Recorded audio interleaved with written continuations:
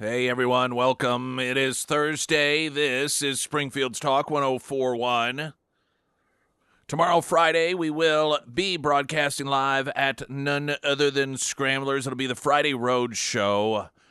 Congressman Burleson, his folks are going to be out there, and it's going to be one of those breakfasts. This is it's become a monthly deal that Congressman Burleson's doing, buying breakfast for folks that have Burleson stickers on their car. If you don't, they'll get you one. They'll also get you Burleson a shirt that you can wear around if you'd like to do that as well. So those of you that are fans of Congressman Burleson, like what he's doing, or just want more information about him, it'd be a good time to swing by. And you get some breakfast at Scramblers. Now, of course, we'll be out there 6 to 9.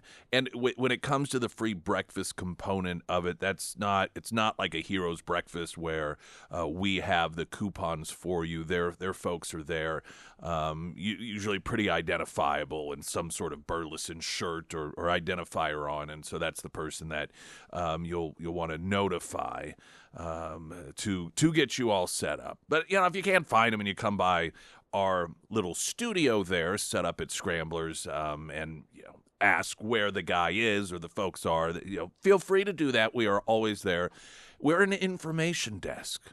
We're information broadcasting over the airwaves, over the internet, but also we're an information desk for you right there at Scramblers if you have any questions at all. This is just how we like to operate. Christy Fulnecki, she'll be joining us in the 7 o'clock hour. We've got Author of the Week, sponsored by ABC Books, in the 8 o'clock hour as well. Tax season, Pinnaker Honda, maxing those tax refunds. Tomorrow's a Barry Day, isn't it? Yeah. I think it is. Barry from Pinnaker Honda. Barry will be joining us, barring anything stopping him from doing so. We always love when the Barinator is joining us from Pinnaker Honda. We'll hear about some of the incredible deals that they have going on right now. 1.49% available on select certified pre-owned vehicles. And hey, if you happen to like the leasing thing, I'm not a lease guy just because of my driving habits, and I like the idea of paying off a vehicle and then it's like, oh, I'm driving a vehicle I don't have any payments on. But a lot of people really love the lease. They like to get into new vehicles, or just because of your driving habits, it's financially advantageous for you to do so. They've got a number of great deals right now at Pinnaker Honda for leasing. The Accord SE WRGR, it's the last 25 gas Accord. They have a lease of 10,000 miles, 36 months. $38.19 to its signing, only $189 a month. The Civic 4-door gas lease, 10,000 miles, 36 months. $42.19 to its signing, only after that $179 a month. A number of other great deals as well, and then 2.49% APR in the new 26 HRV for purchase. 26 Honda Ridgeline, $1,500 sales credit available, and rates as low as 3.99%. And they've got a lot of other great deals going on as well. They actually, on those Honda Ridgelines, they've got over 25 that are available on the lot. So got quite a selection from which you can choose, and any day's a great day. Well, of course, it's Missouri, so it's not legal for dealerships to be open on Sundays, but outside of that, Pinnaker family at Pinnaker Honda, South Campbell, just south of Walnut Lawn. I want to read a text to you, and it is referencing, I think, the subject matter of the last or the next to the last segment from yesterday. And I had mentioned we may focus a little bit on this kicking off the show tomorrow, which is today, and I do want to do that. And it's regarding how our government and our culture is really shifting to servicing the scammers and using the rest of us to pay the scammers. And it's not all, it's a combination of foreign and domestic. We have seen, of course, the situation in Minnesota with the billions and billions of dollars that is or has been funneled to scam artists knowingly. This wasn't a secret. We learned from literally hundreds of whistleblowers within the government that the Waltz administration had been told about this, and they said, keep your mouth shut. Those that did not, they have blown the whistle on being punished by the Waltz administration. So Tim Waltz was clearly, at the very least, instrumental in keeping it quiet so the taxpayer could continue to get ripped off by criminals. Yesterday, we talked about how in LA County specifically, the Armenian community is responsible for a massive portion of in-home health care tax dollars. And the rate is clear that it's similar to the Somali situation where they are massively disproportionately benefiting off the taxpayers, and it doesn't add up. It's obviously a just another version of what is happening in Minneapolis and Minnesota with the Somali community. And, these are just the instances that are being highlighted. And that one is coming up because of Dr. Oz in the Trump administration recognizing these real anomalies in terms of groupings of individuals that are disproportionately sucking money out of the American taxpayer wallet. It's kind of interesting because it has been the left that has long pushed for the acquisition of demographic information on people when it comes to these different programs. What's your ethnicity? What's this? What's that? And that for a lot of people is out of place, right? You think it shouldn't matter what your ethnicity is. It shouldn't matter what your LGBTQ status is when it comes to applying for certain government benefits. But the upside of it is we're seeing that, hey, that's interesting. This particular demographic here has like a 700% higher rate of being on this program than all of these other demographics do. So it is giving us some insight into where it is that there are these massive anomalies occurring in terms of our tax dollars. And there is a piece, and this is what I want to talk about coming up here in an upcoming hour, in the upcoming segment, of one of I think it's the Times, and it's one of the major universities, and these programs they have for students that are, quote, disabled, and how essentially anything anymore is a disability. And the attitude of the students is, yeah, you're an idiot if you don't make something up and take the money, because you're either a scammer or you're getting scammed. And how increasingly we are training our society to be that way. The text that came in from the Pyramid Roofing Company talk and text line saying about what you said with the getting what you can while you can, that was being taught in society amongst the lower income kids when I was growing up in the late 70s and early 80s. Sadly, I had many friends I grew up with who bought into that lifestyle, and the ones who are not dead from drug abuse are in very bad health from literally doing nothing in life.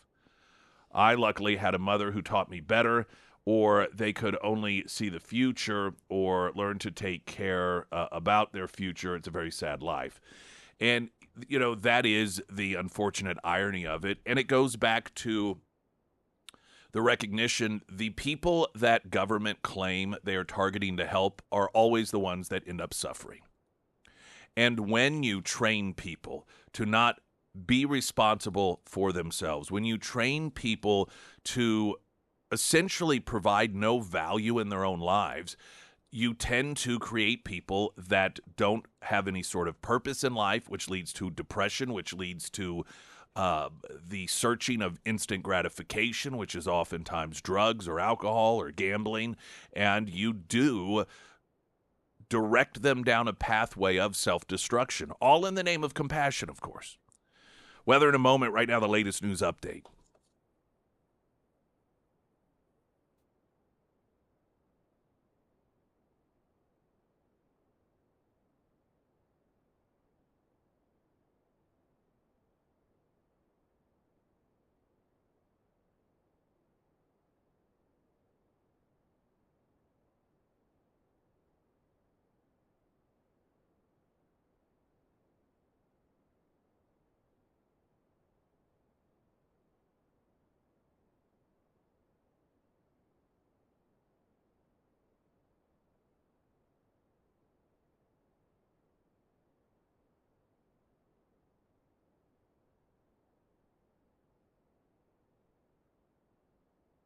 And the first alert forecast from Ozarks First meteorologist Tom Schmidt, sponsored by St. Clair of the Ozarks Home Improvements. Today we'll see partly sunny skies with a high near 60. Tonight, partly cloudy with a low around 38. For your Friday, mostly sunny with a high near 66. And for Saturday, showers with a high near 55.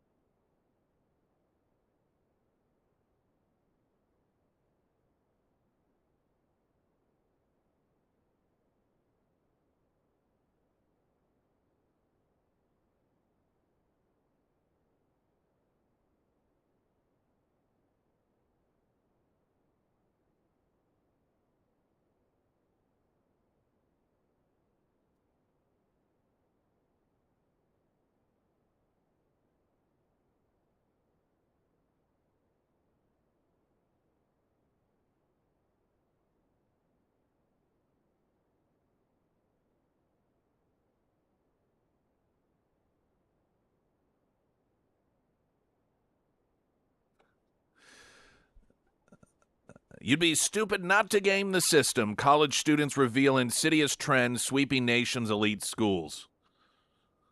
One of the most prestigious universities in the U.S. offering perks to those who claim they have ADHD, night terrors, even gluten intolerance.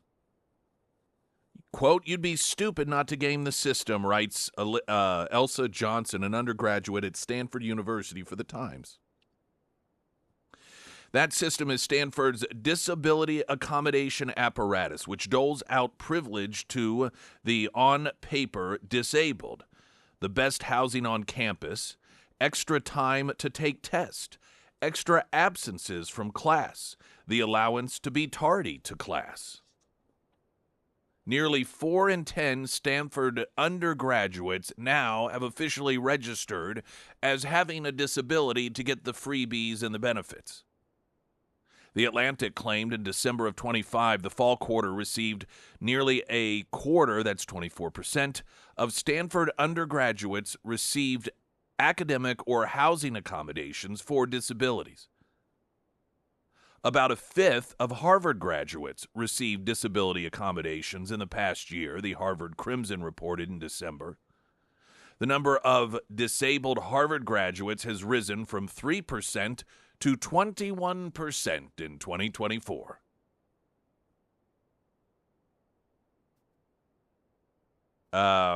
The truth is, Johnson writes, the system is there to be gamed, and most students feel that if you're not gaming it, you're putting yourself as a disadvantage. That's why I decided to claim my illness, endometriosis, as a disability at Stanford, she said.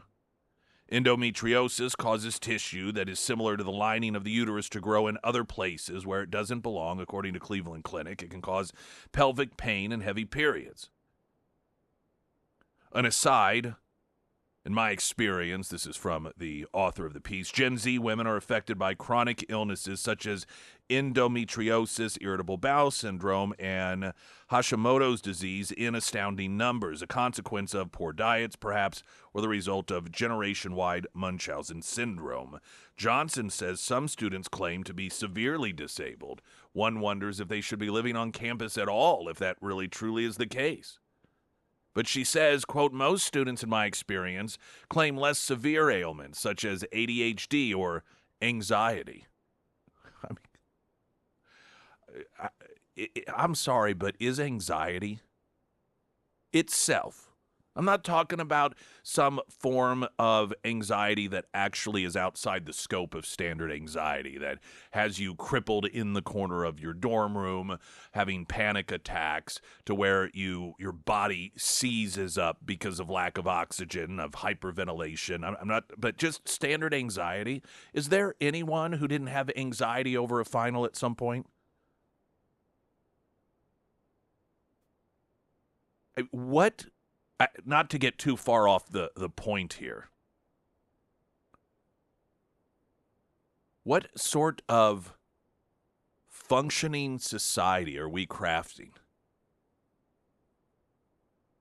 if anxiety, that is the sense of uncomfortableness, of fear, of anxiety one gets when they are about to embark on something that they are uncertain of, that might be more challenging than we're accustomed to, if we see that as something that is not a healthy response as a human being to uncharted waters, but instead something that we need to address as a disability, anxiety is not a disability. On average, it's a healthy part of life, just like fear is, just like sadness is. Like everything, it must be in a reasonable form, but it in of itself, that's like saying just being sad is a disability. Or being grumpy is a disability. Students can claim having night terrors, aka a bad dream, as a disability. Others say they get easily distracted or they can't live with others. These are, you know what these are? These are personality traits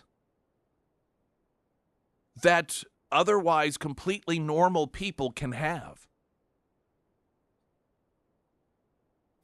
I know if I weren't married, I wouldn't be able to live with someone else. I was in fact having a conversation yesterday about how in my head I know financially how much sense it makes to be a property owner as a landlord for, revenue purposes, but I can't even stand the idea of somebody living in a property that I own, even if I'm not there. I just can't stand the idea of it, so I don't do it. I could never live with someone else outside of being married to that person. That's not a disability. That's just how I am. I can get easily distracted by a number of things. We were yesterday at Lunch Bunch, Godfather's Pizza, and I ended up, someone that wasn't part of the Lunch Bunch approached me at the buffet, knew who I was, and was talking to me about a number of different things. And so I was telling Sarah about this person later, and she said, "What's his name?" And I said, "You know what? I don't know. I was distracted by all the pizza." Which is true. I was distracted. That's not a disability. And while you may have extreme examples of these situations that do make it that's beyond the ability of a person to navigate around it. That's not what we're talking about here. We're talking about a system that is looking for an excuse to convince people that they can't get around these things on their own. That we're talking about a system that is attempting to, and unfortunately successfully so, convince people at a very early age that just as an individual human being, you cannot overcome obstacles without government help. You are not an independent, autonomous individual. You are completely and totally dependent on the government apparatus. Even if you have a bad dream, you need us. You don't like living with someone, you need us. There's something wrong with you. You get easily distracted, well, you have to have government to help you for that. And this is specifically targeting people in our university systems. And it really runs in tandem with the political ideology of the left, and that is you become a servant of the system. You don't ask questions. We will tell you what is moral, what is immoral. We will identify you who is bad, who is good, and we will take care of you. You have bad dreams, you have a stressful day, you have anxiety. That's not normal. You need us in order to take care of you. Now, the other aspect of this is damaging and really the original intent of the conversation, is it is training our own society to almost give up on morals and ethics and just accept the fact that we live in a completely corrupt country run by corrupt people, and so you might as well, if you can't join them, beat them, and just grab whatever cash you can. It is creating a system in which it is morally acceptable to be an unethical scammer and presenting it as righteous. Oh, you have night terrors, you poor thing. You deserve to get a cash handout. You deserve to be in a privileged class. You are a victim, after all.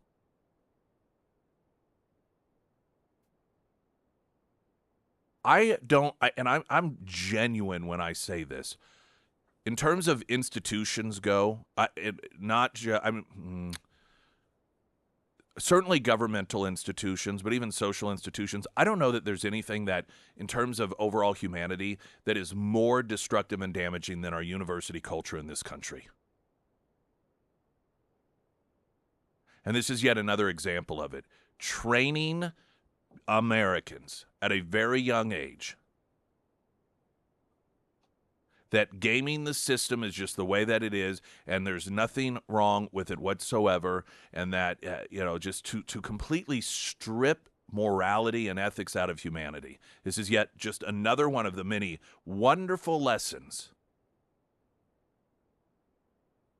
that young people are being indoctrinated into believing and making it part of their lifestyle, woven into their lives, that just the amount of money that parents or individuals take out in loans in order to pay for this indoctrination. The university systems in this country are leading the death charge of who we are in terms of anything that is moral and good.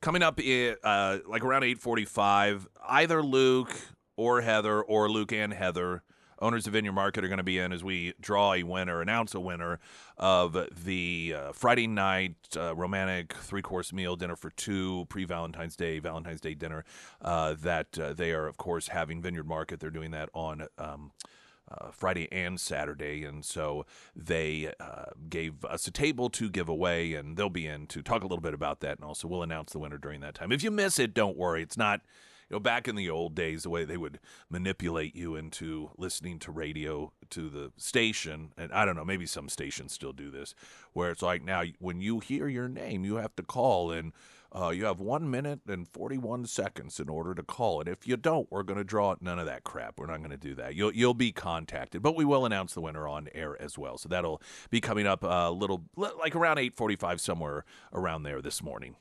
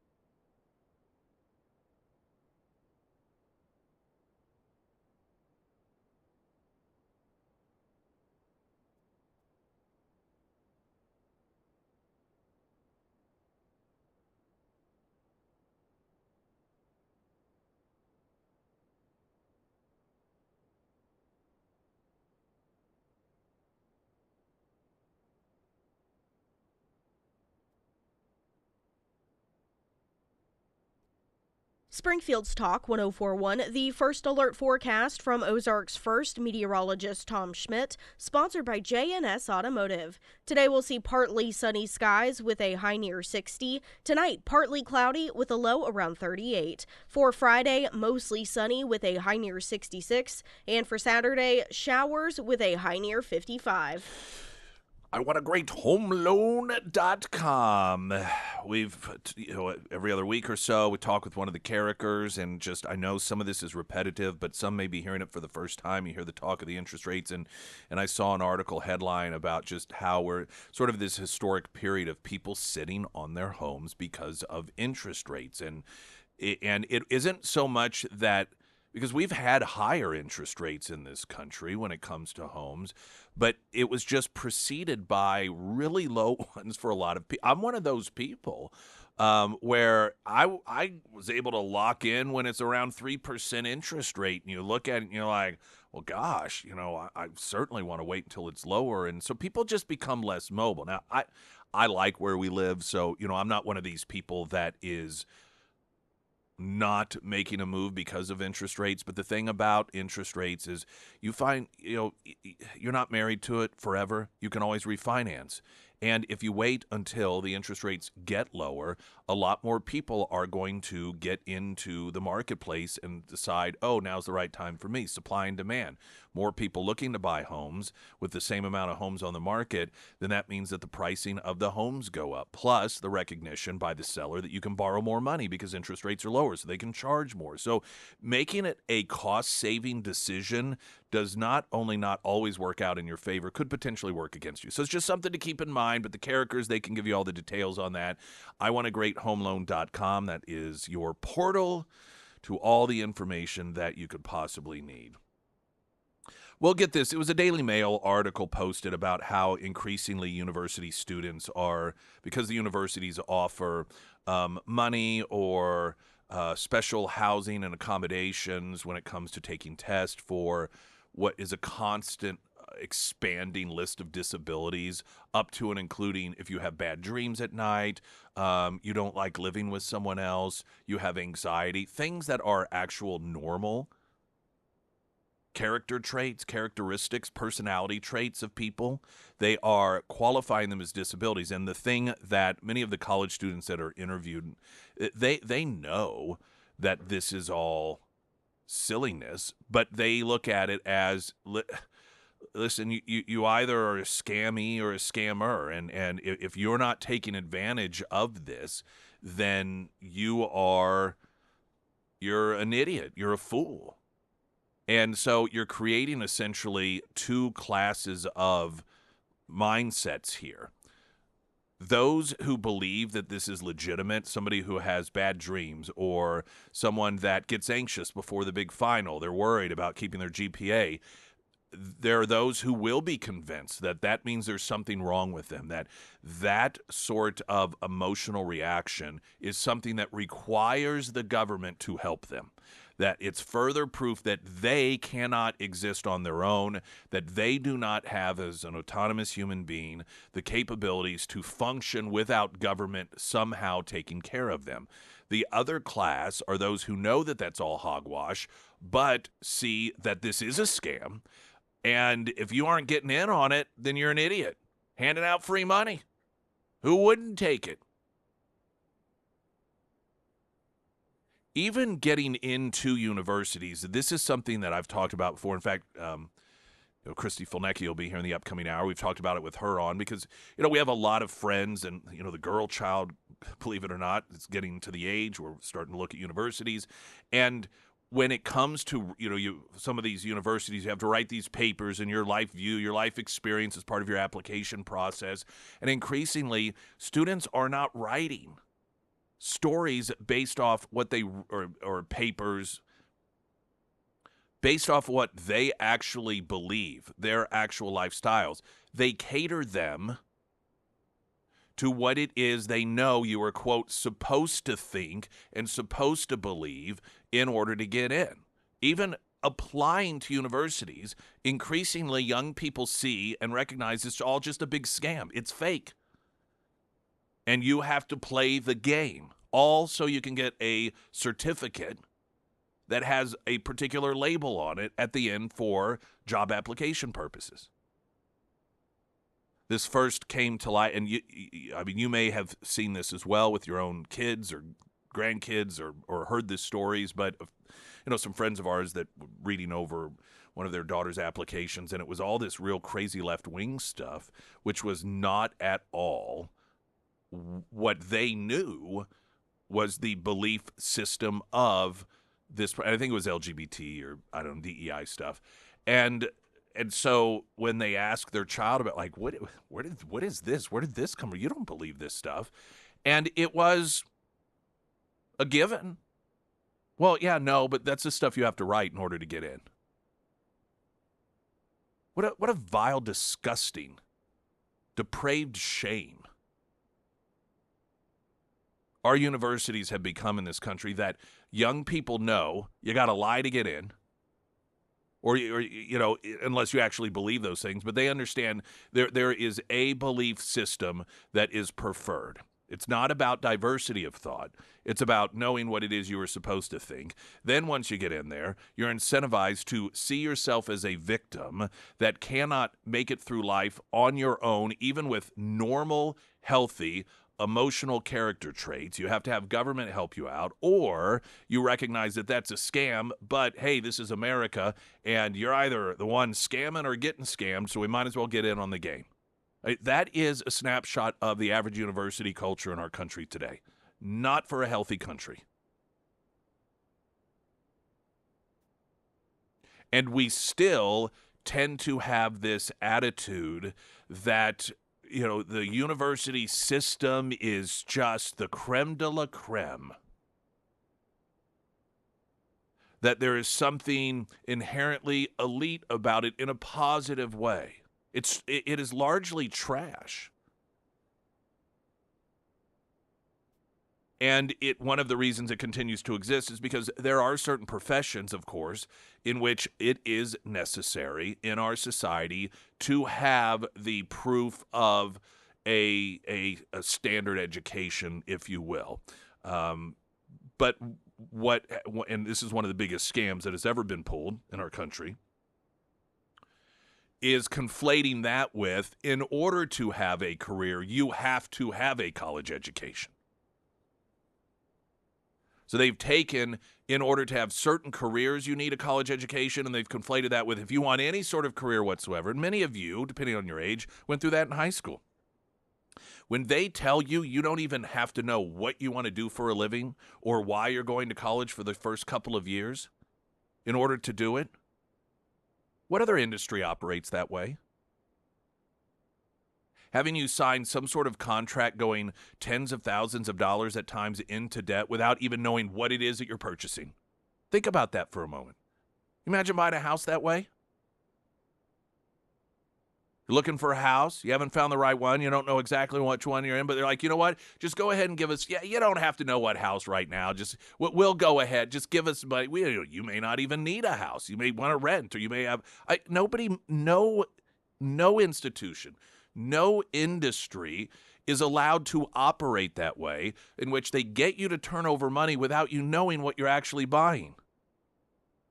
Now, the response to that may be, well, of course you're buying an education, but for what? When you're telling people, go ahead and sign up, it doesn't matter. These classes are required anyway. It doesn't even matter, because what you're supposed to be purchasing is an education that is for a field that you want. Is this not the entire purpose of college? It's so, because you want a particular career path, so I'm going to get educated so that I am qualified for that particular career.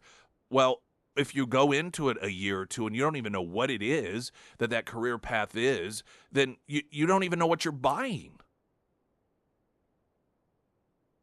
Well, you don't have to know the first couple of years, because that stuff doesn't really necessarily apply to any particular career field. Then why the hell do we have them then? That argument negates their need, the argument for their need. I could just do an entire show on, and the term scam, unfortunately, doesn't fully describe the university system in this country, because scam just kind of rips you off, but this does far worse for a lot of people. Puts them on the wrong track. You know how many parents, and I know some of you fall into this category, because when this subject matter comes up, I hear from you. Your perfectly normal, emotionally healthy child goes off to college, and after a semester or two comes back and is just screwed up. instead of becoming even more emotionally and intellectually stable and expanding their emotional and intellectual worldview to where they've strengthened it by hearing challenging ideas and discussing through them, they become these crippled emotional infants that are in many instances essentially trained to cut you off as parents because you don't believe what it is that the, quote, good people believe.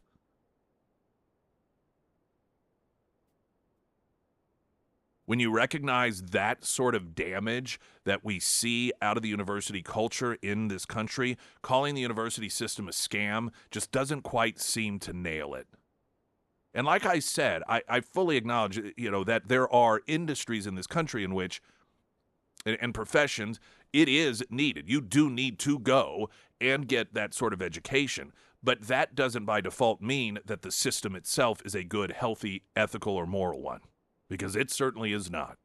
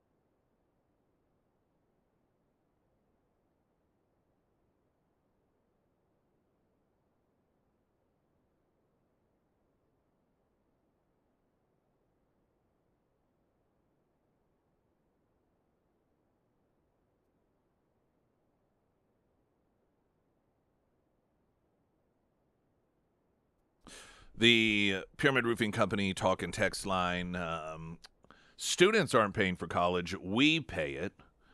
Well, a lot of instances that is true, but I know that I did pay for mine. I had student loans that I paid off for a very long time, even though I didn't finish.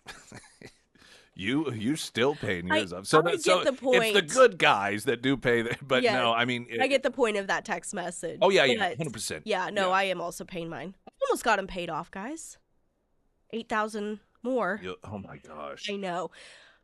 No, I did I remember at one point thinking I was still paying them off and I was so far removed Oh, me too. from I it. Was like, graduated in I'm still 2019. paying for this. Well, like I said, I didn't even graduate and I was still paying for it. I just always referred to my time in the university system as the most expensive but fun camp I ever went to. There you go. That's 100% what it was for me. And I still, in fact, when I judged that mac and cheese event a few weekends ago at the convention center that's attached to the University Plaza, that's right next door to where I used to live, Kentwood, and I had parked there, and I could just see the fence was low, in the the cafeteria there, and the the fire escape, and just thinking back to the time that we all in the middle of the night decided to crawl up there and prowl around on the roof of the building, and all the things that we did that we shouldn't have been doing as the problem residents there at that particular dorm, being Kentwood. And I just remember thinking, man, I mean, it was a total. Well, it wasn't a waste of money for me. It was just a very expensive camp. That is what I did with my time there. But I loved it. Did you live at? You didn't live on dorm life. No, I lived at home. Did you want it to the point I was talking about earlier? How students have learned that it's not about utilizing one's own brain in order to develop authentic ideas, but oftentimes it's about knowing what you're, quote, supposed to do.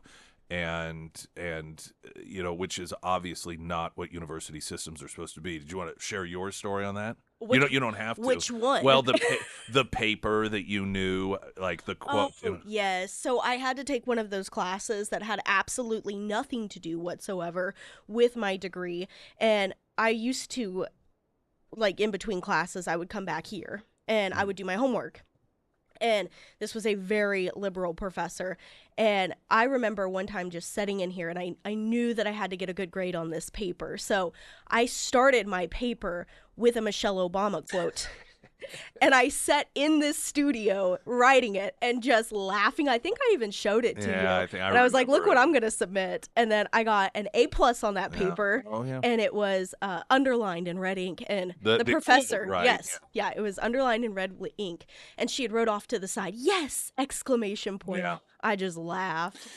You would like to think that when the universities recognize that students aren't actually thinking about subject matter issue, they're not exploring, they're not approaching subject matter with an intellectual curiosity, but instead just regurgitating what it is they have been trained to understand, they're supposed to believe, that the universities would be embarrassed, that there would be self-reflection and like, oh my gosh, this is not what we meant to do at all. But I guarantee you in their minds, like if that particular professor hears a story like this, she thinks, good, that's what they're supposed to be doing. And that is, again, just like I said, I could do all 3 hours on how damaging the university system is to our country. Pyramid Roofing Company talk and text line: in the past, a college degree meant empowerment, perhaps greater success, or at least more doors to be open to you. Now a college degree means helplessness and indoctrination.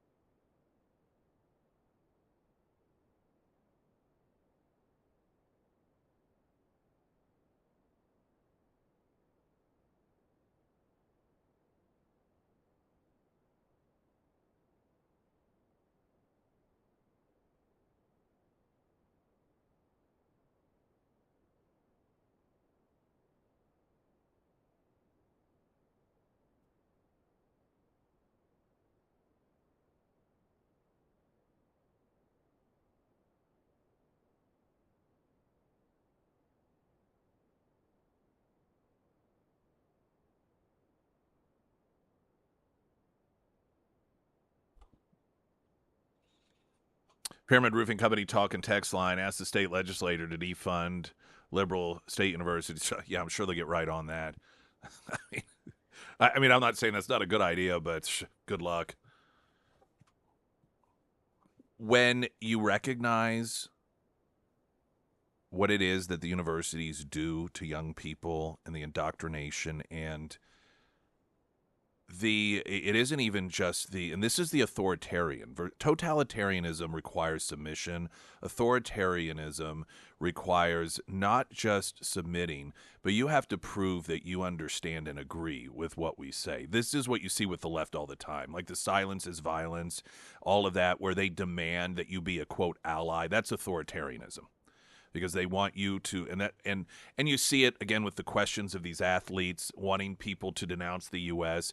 It is authoritarian, where you have to sort of publicly pledge that you know what the right side of things are. And so the indoctrination isn't just about training young people to believe and accept things on the left, but training them, even if you don't believe it, you have to know what it is and you have to regurgitate it as if you do believe it. When you understand all of these things, it makes it very clear why the left wants, quote, free college education in this country. Because they're massive indoctrination centers for the left. And they know that they act as factories to take what are otherwise normal, emotionally and intellectually curious and healthy young people and turn them into these mindless robots. And if you're able to get that done for free, quote free, that is certainly advantageous for the left. Chrissy Fulnecki in the upcoming hour. I'm Nick Reed.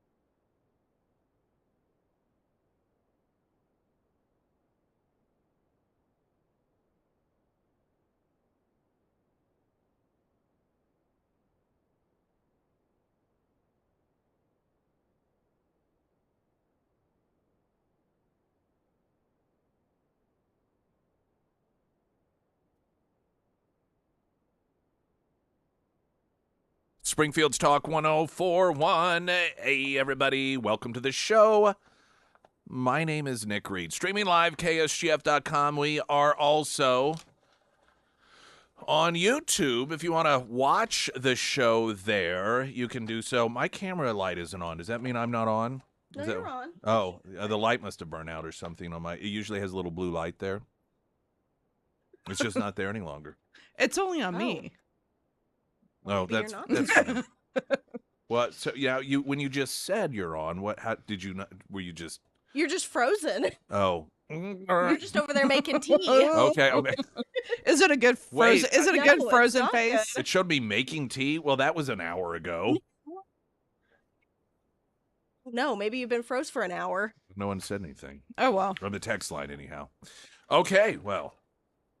So you can watch one of us. You can watch Chrissy right now, or me frozen from an hour ago. One of the two. Well, I wonder if it's doing audio. Well, it's probably doing audio. It's just the video. If it's doing Christy's. Clearly, I'm that very college animated. degree paid off, right? That's what she, yep. Yeah, that's right.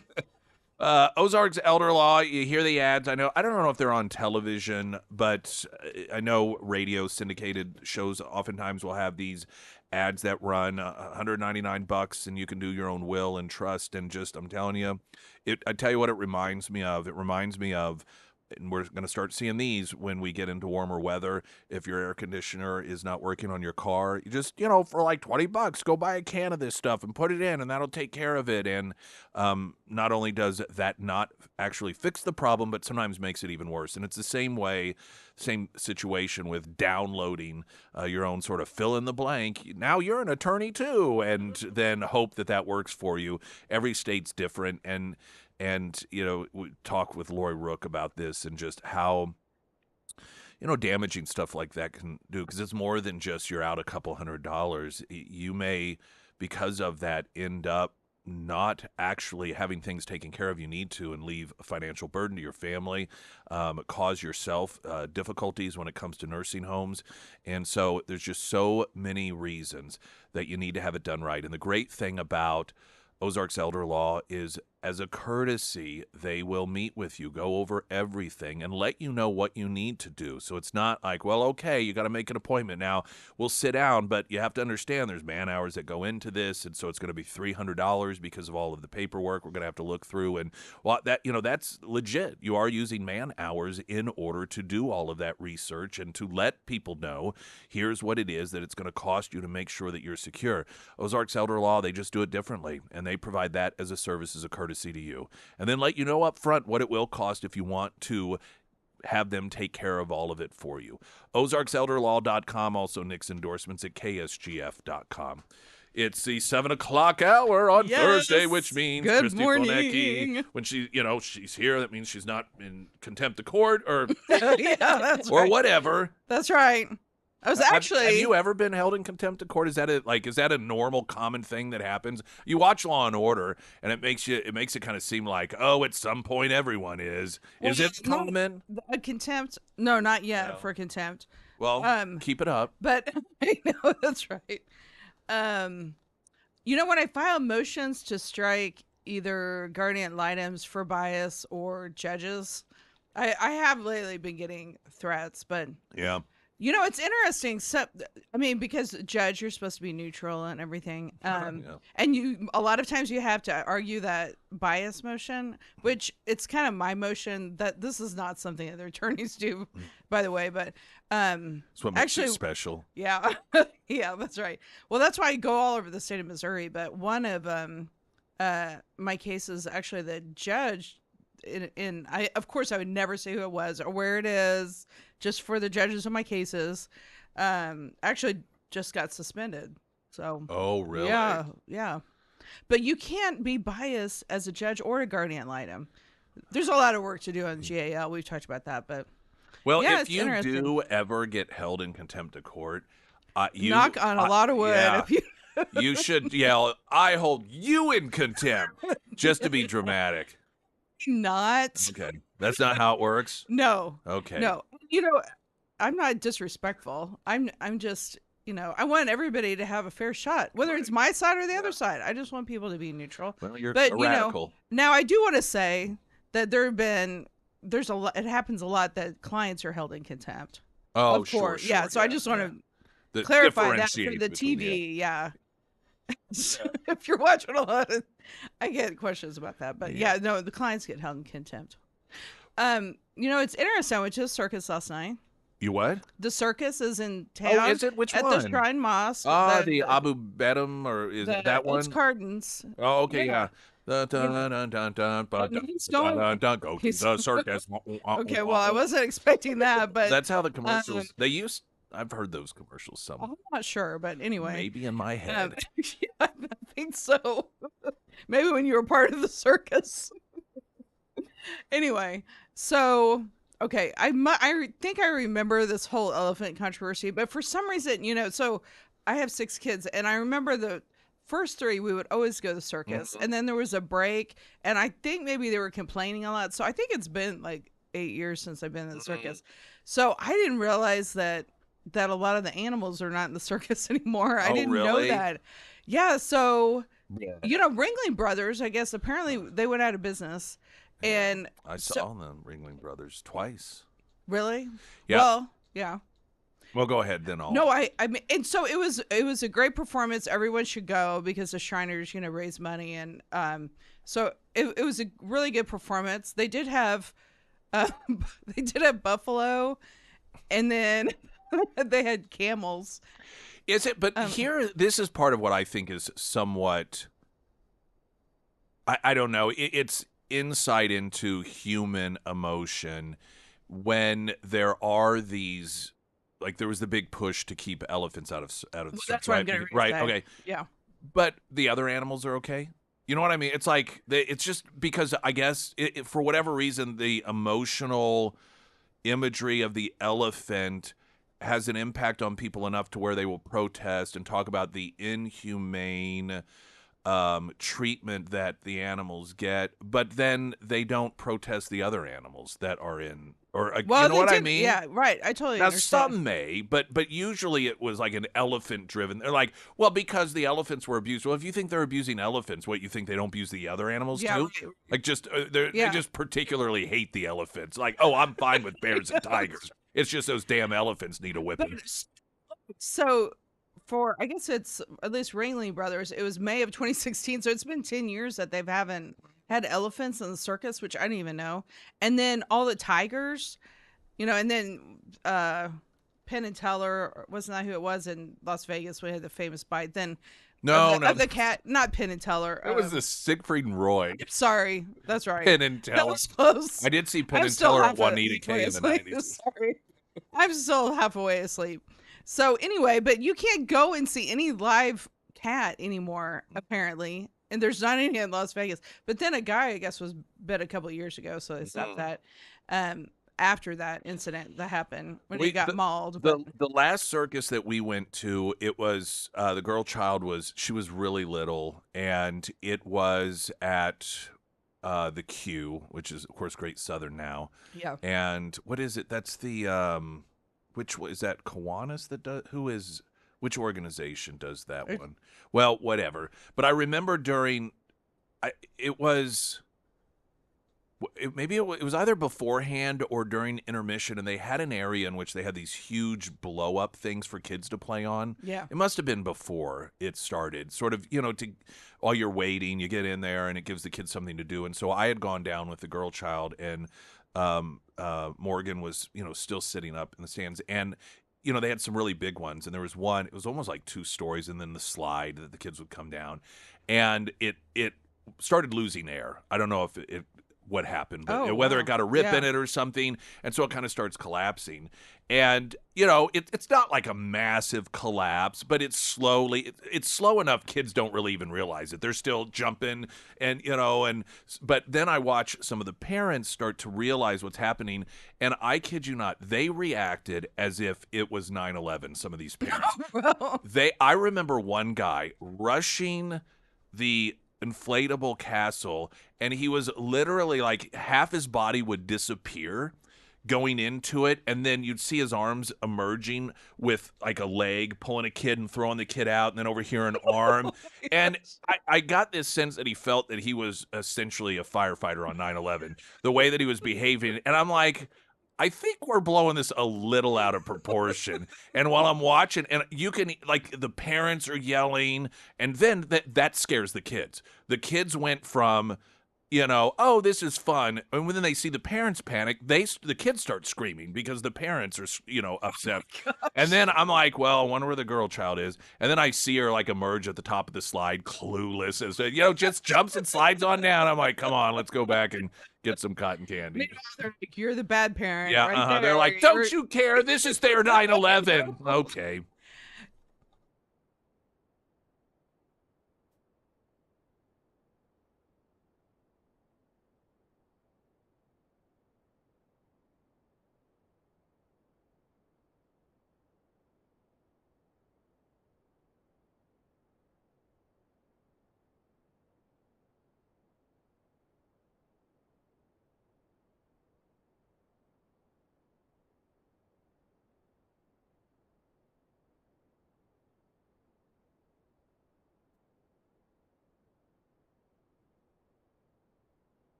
The first alert forecast from Ozarks First meteorologist Tom Schmidt, sponsored by St. Clair of the Ozarks Home Improvements.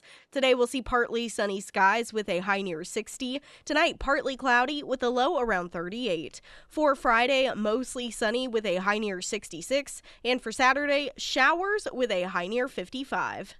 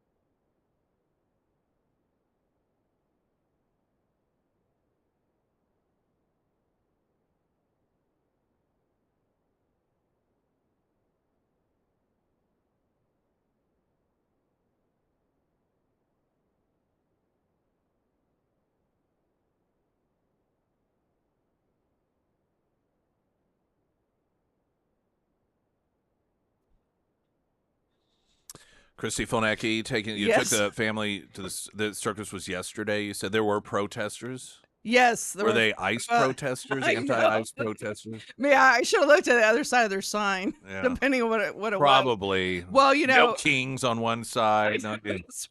Well, there are like 5 of them. And, I thought, well, we were in a hurry. And I thought normally I probably would have said to them there were just a few of us, but I had, the teenagers with their friends and all that stuff. So, and the protesters were nice. I mean, they were smiling, but the sidewalk's not very big in front of the shrine. So you're like walking right next to them. And I just was going to say, do you go over and protest outside of Planned Parenthood?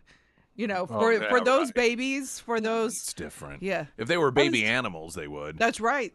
I know. And I wanted So to what was what were the signs saying? Were they just like circus is bad or? Yeah, it's animal abuse mainly and all that stuff. Yeah.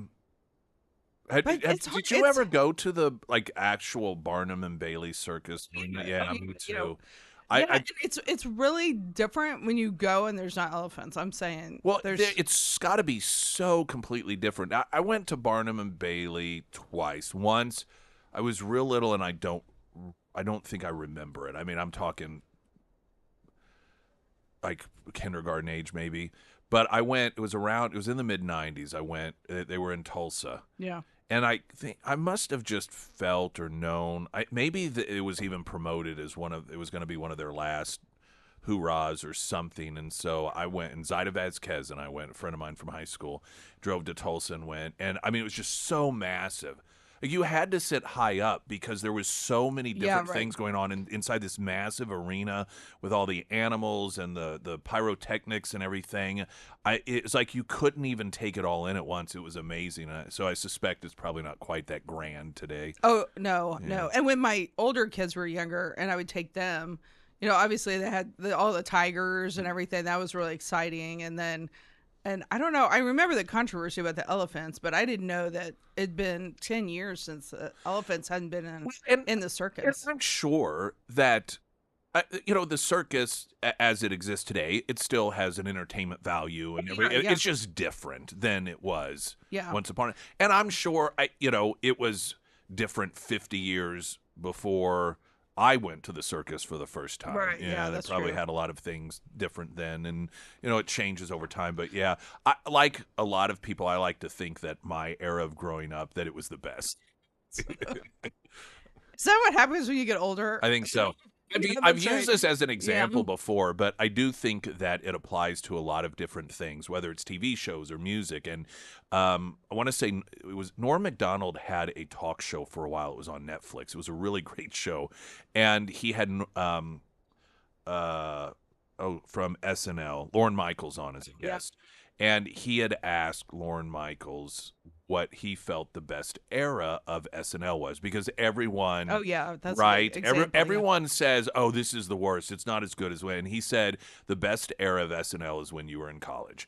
And I thought that really makes a lot of sense, right? Yeah. Because I can tell you, for people that are older than me, the greatest era was the Dan Aykroyd and the Jane Curtin and the Chevy Chase. Yeah. For me, it's the Chris Farley and the Phil Hartman and, that era. Yeah. And, for people younger than me, it's going to be after that. And I thought, boy, I think that applies to a lot of things. Yeah, that's when probably people true. talk about music and movies and concerts, and it's whenever you are at that age that you started on your own outside of your parents' influence, kind of exploring and watching and appreciating for yourself, that tends to be the quote best era of anything. Yeah. Well, and to your point, you look at all the kids and they are having like a great time. So they wouldn't know any difference. They're like, sure, yes, it's a camel. Like, we're riding around the camel. Although, like, a couple of the little kids, I'm like, I think they're gonna fall off the camel. You said a horse fell.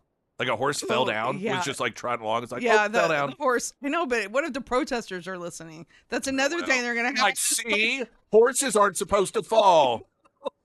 I don't know. I didn't see exactly what it tripped over, but he just was starting to trot, and then he fell, and he got right back up. It happened. He got right back up. He was fine. Maybe it was part of the show. Just keep you on your toes. Yeah, that's probably true. To make up for the elephants not being there. Yeah. It's like, here I am. I'm like hyping it up. So I'm like, oh, the elephants and the tigers. So you're really good. Had they not been to how many? So 3? You took 3? 3 of your kids? Well, yeah, 2 of the younger ones, and then I took my grandson. Okay, and then, so they had never been to a circus. Well, they had been, but they couldn't remember because it had been a while. You should have really given them a letdown by having them watch Greatest Showman before they went. And then just really, really let them down. Well, no, I asked him, and they had friends, so I took some friends and stuff. And they just thought it was great. Yeah. They thought it was really, good. I mean, so I was like, oh, here I'm talking about the elephants. Then I looked at my phone, halfway through it. I'm like, oh, the elephants aren't even in there. Well, and I don't want to give the impression, particularly for those that are in that particular entertainment industry, whether you're clowns or performers, that it's not worth going to. It's just different. Well, and anything that, I talk about this with Hotel of Terror, that gets people, particularly young people, out around actual human beings that are doing actual things for entertainment purposes, I'm 100% for. And they're at the Shrine till Sunday, I think. So through this weekend, they're there. But everybody should go. And the good thing is that it's hard to find events where you can go take your whole family to. Yeah. And, Well, that are even, family friendly. right. Like, a halftime show at Super Bowl. Yeah. Oh, yeah. Right. Yeah. We did not watch That that. So, wholesome show. you know, I did. I saw Yeah. articles describing it as wholesome. I'm like, what? okay. So it was good to see all the families, and the kids were having a great time. That's Everybody should go. Christy So- Fulnecki with us, Pyramid Yes. Roofing Company. Talk at text line 447 KSGF. I'm Nick Reed.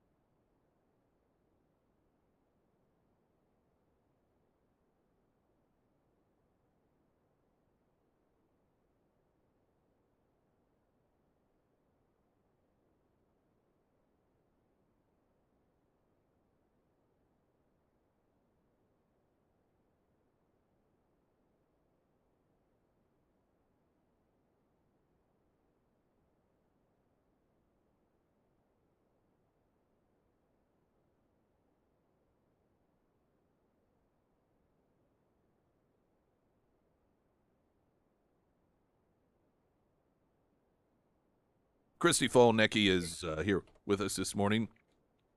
The whole deal with Guthrie and this, disappearance thing, and Uh-huh. it's kind of clear, and I don't want it to sound like because I'm not making light of it, but it's getting clear. It's at the point where they are almost looking for stuff to report on, because I see last night this breaking news that they found a glove. Right? They Wow, found this I glove. know. I know. But here's the thing. I saw this morning. It was a mile and a half away from her house, and I'm like, what? I'm sure you Really? could find a lot of things a mile and maybe there is some sort of connection, but I'm like, really? Is that warrant breaking news? Like, this clearly is some sort of huge break, a mile and a half away from her house, and I am. and like I said, it could be connected, but at the same time, I understand Like it's an doing OJ a thing. report on it, Yeah. but it has dominated the news cycle. I know. And even the Fox shows that I watch at night, because that's kind of when I catch up. It is. On Jesse Waters, that's all he's talked about the whole entire show. Which I like you said, I'm not making light of it, but Right. there's a lot of other things No, like the there are. Epstein files. Yeah. There's a lot of other things going on. And I do understand why, because some people believe, well, the only reason this is being covered is because of her connection to Savannah Guthrie. And I think that obviously is what gave it attention in the beginning. But there is a curiosity factor, because it is odd. People her age generally don't get kidnapped.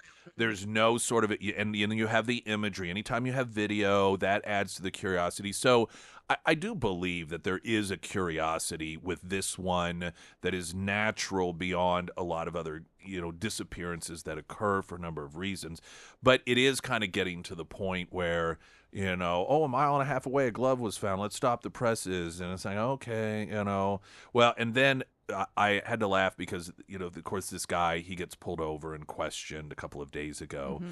And, and then you got over on The View, Joy Behar's like, well, he's saying that he got pulled over and questioned because he's Hispanic. And I'm like, what connection Oh is my that? Like, gosh. I love how the left has shifted from it was always, oh well, sure, that's being black in America, to now Hispanic. It used to be that black people were targeted by police because of systemic racism, and now it's oh well, no, it's not blacks, it's Hispanics.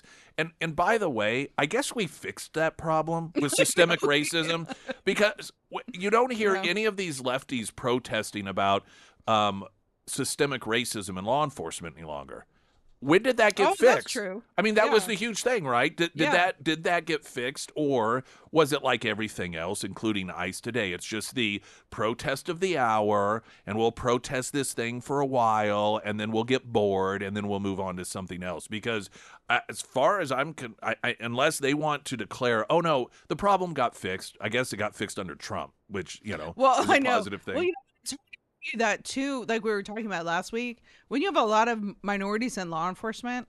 So how are you Oh, gonna, yeah. like, They ignore that. it's minority on minority. I mean, they're Yeah, kind of losing the argument they too, make especially yeah. the ICE. There's so many Hispanics, Yes, that. if the Democrats are successful in forcing ICE members to remove all their masks, it might be a wake-up call to a lot of people on the left. Like, That's wait a minute, these are all Hispanic people. Well, they know some of them are black because there are an increasing amount of videos out there of Democrat activists screaming the N-word at some of these black ICE members Crazy. because the classy Democrat Party. But Yeah. but what and this is why the media, I loathe the media. So Yeah. Yes. Behar talks about, well, pulled him over because he's Hispanic. Now, does anyone know why he did get pulled over? Was he speeding? I don't know. Most people don't know. Oh.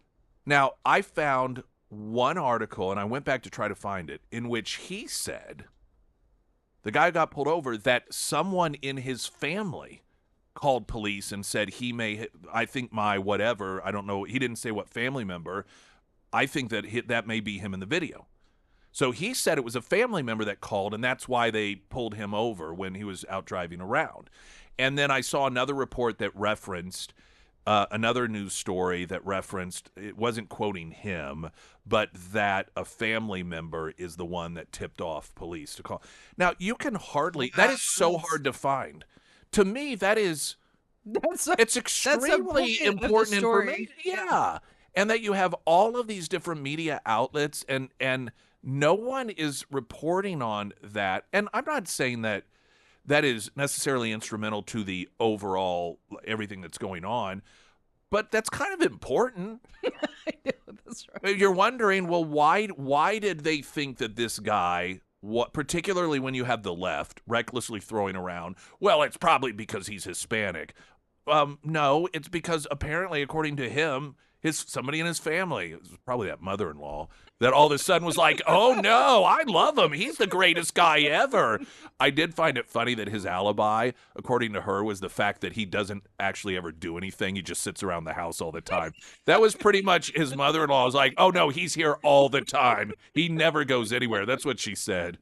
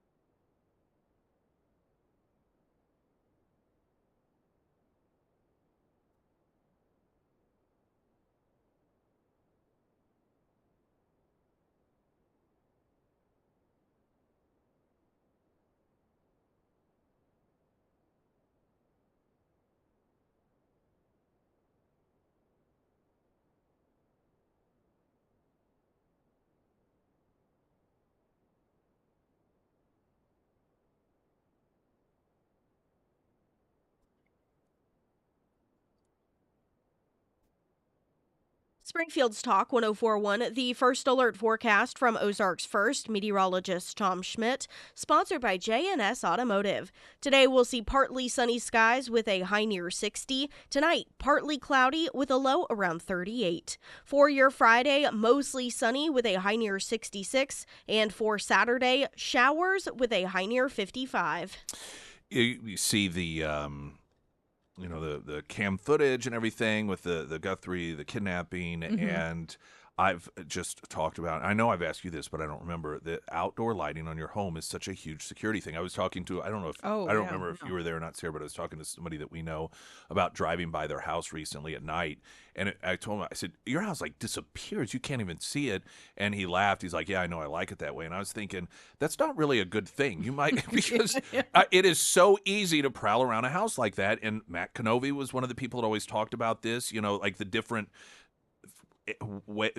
when people want to do bad things, break into your home, what they look for, and it's ways to hide in darkness. And so I mention this because Hunter Hardscapes and Outdoor, this is part of what they do, and they do it above and beyond what it is that you're going to find you're able to do for yourself. I've gone that route before, and when I was there purchasing once upon a time lighting to do my own home, I ran into a friend of mine, and he's like, yeah, if you do it yourself, you're going to end up having to replace stuff really quickly. And he was absolutely right.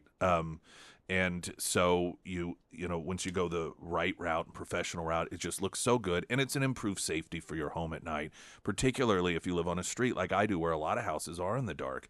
Mine's not going to get chosen if somebody's prowling around our neighborhood. And that is one of the many incredible services that they do offer in addition to hardscaping, landscaping, Hunter Hardscapes and Outdoor. You can find them under Nick's endorsements at KSGF.com. Yeah, your house should just be one giant spotlight. You need that's right. With like in the movies from the 80s, people who lived in the castles or mansions with the moving spotlights, that what you would see at a Hollywood premiere, but it's all over your property. Maybe some watchtowers with people up there running the spotlights. With the guns. That's what we do. Speaking of guns, I just wanted to give an update on my daughter, on Samantha. I think I had told you, but there was an appeal that the TA did. How is this speaking of guns? Does that work? No, because of having security at my house. Oh, okay, got it. Yeah. Okay, got it. But she had appealed, and I guess got the TA and got an attorney and everything, and said that Samantha. I mean, this doesn't even have anything to do with why you would submit an appeal, because an appeal is about denial of due process when University of Oklahoma made the decision and everything. Right. So she said that Samantha did set this whole thing up for political purposes because of her political affiliation. And I thought that's not even the grounds for doing it. That doesn't even make sense. Well, so aside from the fact that of all of your kids, she is so absent of anything politically. Yeah. Doesn't make any sense. So anyway, and I kind of helped her write, because she was able to write a response to the let's see, I guess a female man. No, whatever. She was born a male. Whatever. I know. Okay, it's hard to keep track. I know the shims. So anyway, the TA ended up losing the appeal, which I was kind of surprised. So that was good. That was, a victory for Samantha, I think. So, and a victory for students. Are things somewhat normalized for her in terms of the ability just to be a student? Well, I mean, people make comments to her at the university. They just yell the B word at her while running, past her on campus. No, but she'll go into like a store or something, and somebody will be condescending to her or what. Shocking. But nothing that she can't take. But she's had a lot of positive response, like in her classes, and people come up and say, hey, we support you. So I think that's good. And we were a little worried about our security, but that's good. The only threats, hopefully, are just, like the online people that sit behind their computer all day. Well, and we've talked about this also. It's, I guess you might call it the upside of people on the left and their emotional skipping from one thing to another, is that rage they have, it does generally transfer to the next thing very quickly. Yeah, right. So if you can ride out that real, that wave of hysteria from the left and the hate and the anger, it usually doesn't last that terribly long, and then you're in the clear. And so thing is I've been seeing some other stories of universities that the kids are starting to stand up. Not that she's the first one that did it, but Right. I'm seeing Yes. Strength in stories, numbers. Yeah. yeah, and so that's good, which ties back to your university conversation in the beginning. Yeah. Yeah. Yeah.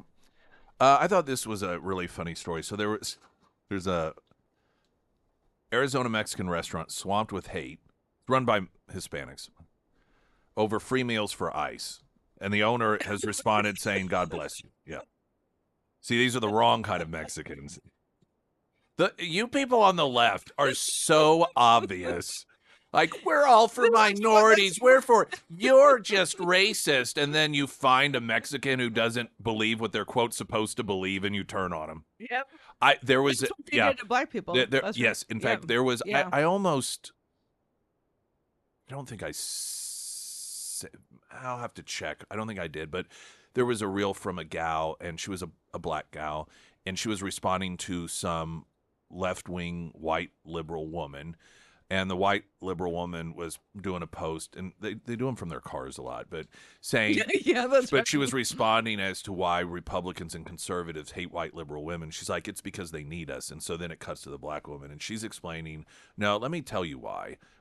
You know, we have a real problem with you. And she was talking specifically as a person of color, and she said, what we deal with is you all acting as if you're our saviors and that we are incapable of doing things on our own. And the moment that we aren't subservient to your demands and we aren't your little pet projects and we say we don't need you, you turn on us and you call us race traitors. And it's true. That's so true. It is and this is another example of it. And so, and what's funny about this is, so this restaurant in Arizona, it's a Mexican restaurant, Sammy's Mexican restaurant, and they just have, I guess, this relatively long-standing policy of law enforcement gets a free meal.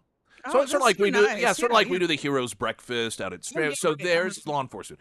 Well, of course, someone comes along, I think it was a reporter, and, because they got wind of this and demanded to know if that included ICE. And the response was, well, yeah, sure, they're law enforcement. So just like all other well, that's where all hell unleashed. And so this, Hispanic family, Jorge Rivas and his wife Betty, are the owners of Sammy's Mexican Grill, and they're just, the left is doing everything they can to destroy them because they're not, the right kind of Mexicans. They don't know their place. They don't understand what it is that they are supposed to be doing, and it goes back to that black gal's video in which this is part of the problem they have with people on the left.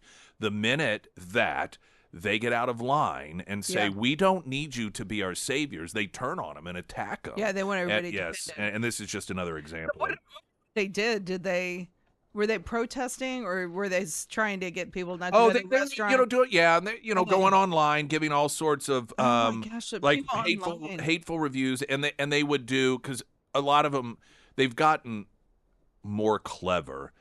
The left used to just go on and be like, oh, don't ever go there, they're racist. But what they've done, and he said for them, is they will make complaints about like the unsanitary conditions. They will make it non-political, make it seem like, oh, the place is filthy and dirty and unsanitary.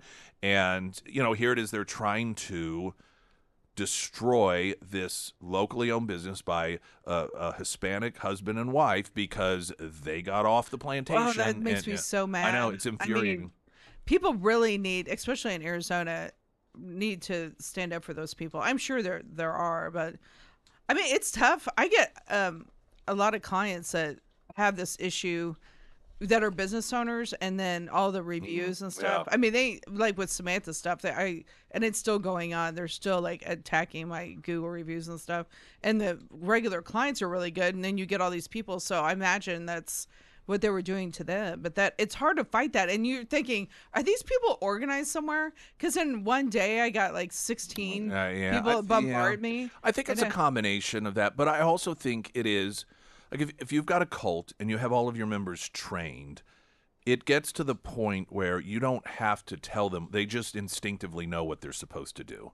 And so on the left, Like whenever, a sleeper cell. yeah, yeah, on the left, whenever it get, they see, oh, okay, now here's our new target because, you know, for whatever reason, they just know what they're supposed to do, and they emotionally react. And so it's destroy, and you have to.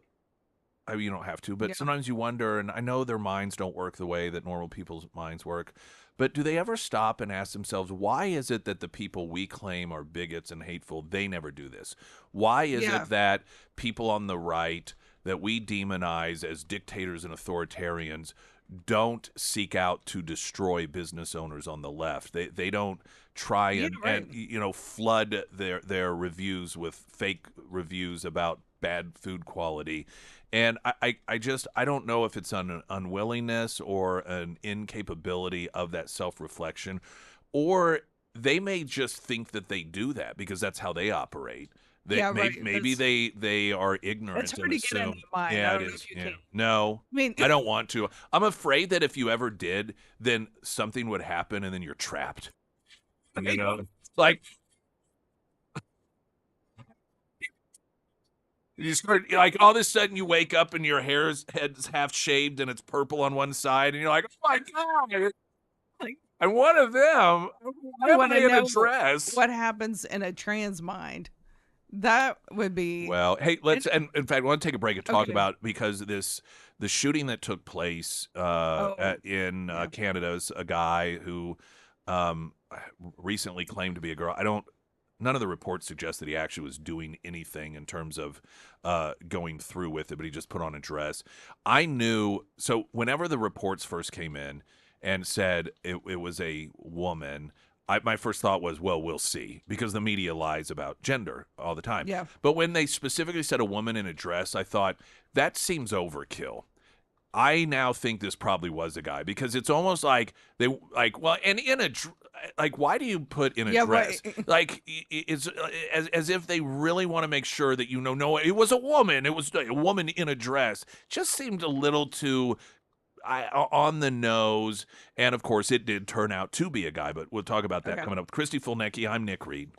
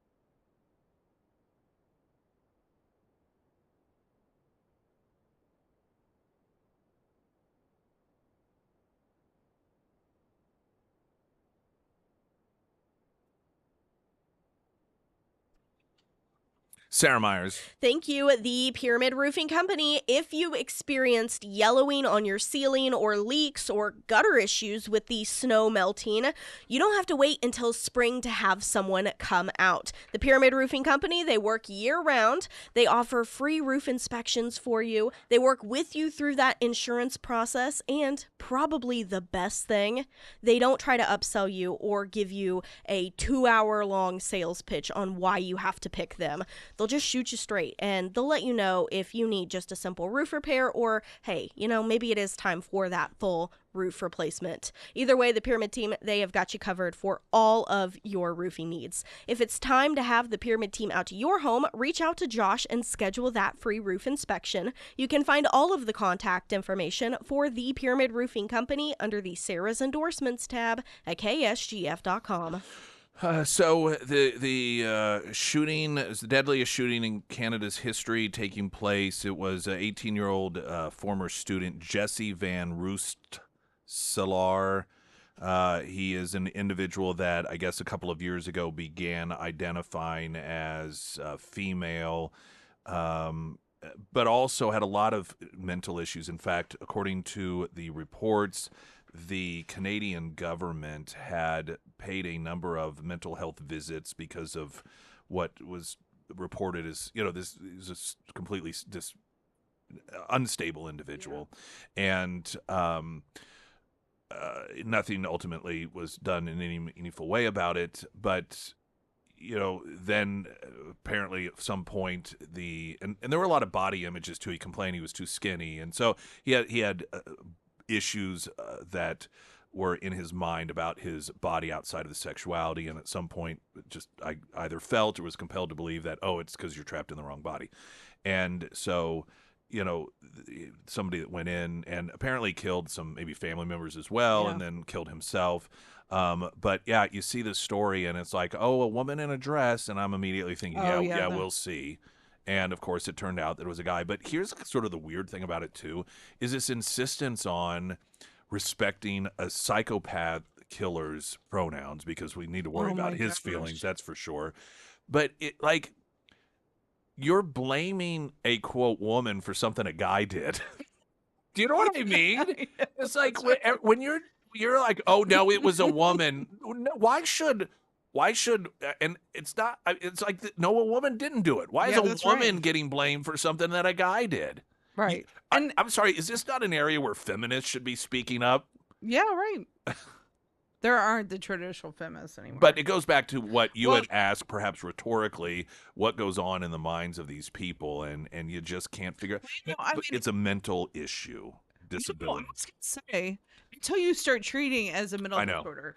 Well, instead of what they do is they make it worse, because they tell them, here's what's wrong. Here's the key to your happiness. And then when that turns out to be a lie, it just is, for a lot of them, the last straw, because they were falsely convinced that this is the magic answer to your problems, which it isn't.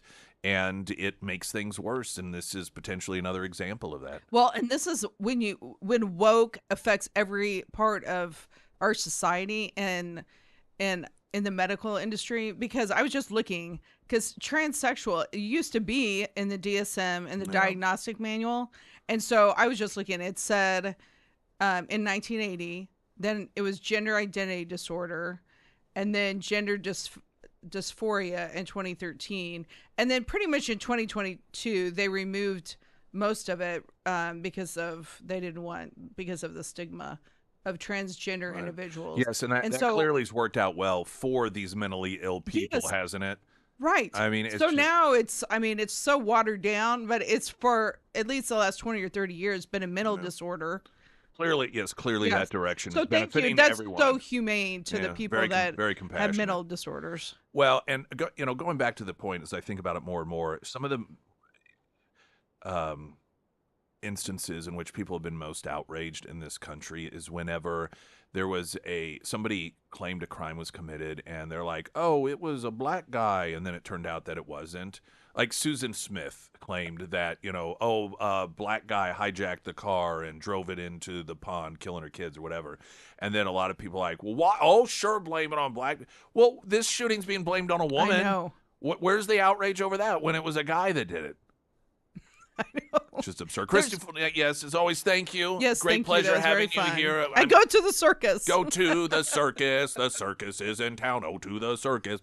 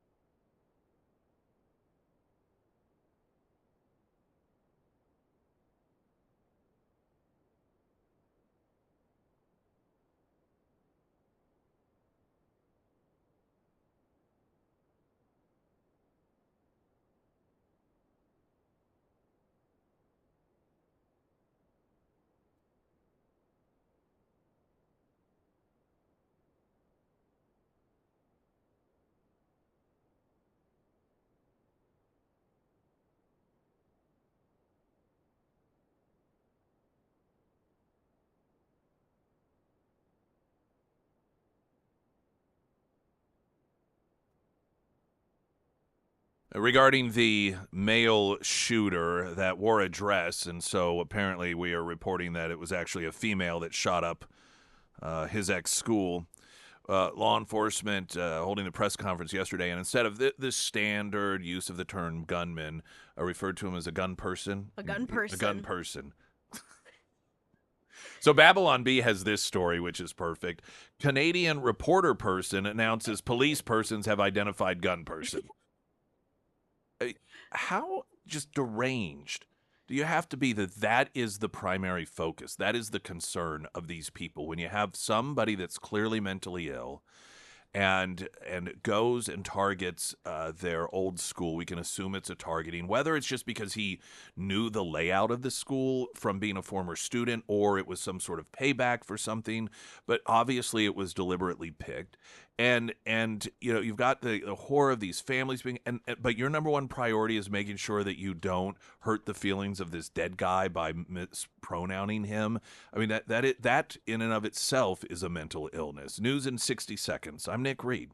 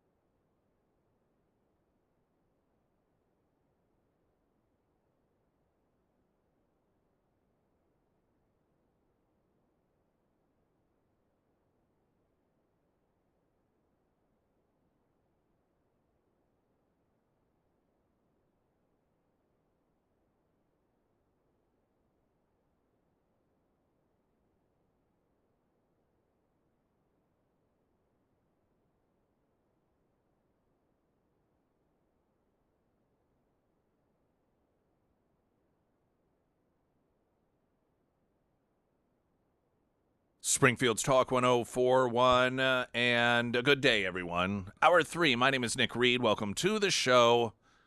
Tomorrow, Friday, very exciting day. We will be broadcasting live at Scramblers. Someone had asked if it was going to be a veterans breakfast. No, that will be the last Friday. I think that's the 27th of February. That being said, Congressman Burleson's folks are going to be out there, and if you have a Burleson sticker on your car, your truck, whatever it may be, you'll get free breakfast from those folks. And if you don't have a sticker, they'll get you one. They'll also get you a T-shirt if you want a T-shirt as well. And so there is an opportunity for free breakfast at Scramblers tomorrow with the Burleson folks out there. And I'm not sure if oftentimes he's unable to be there because he is in D.C. with Congress being in session, but his folks are there.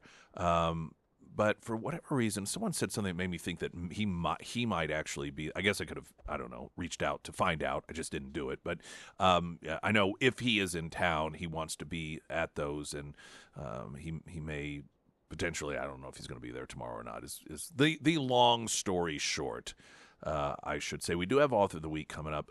Our Author of the Week is actually a repeat, but I wanted to run this one again because it has to do with economies and what it is that pulls economies in the context of a nation out of poverty.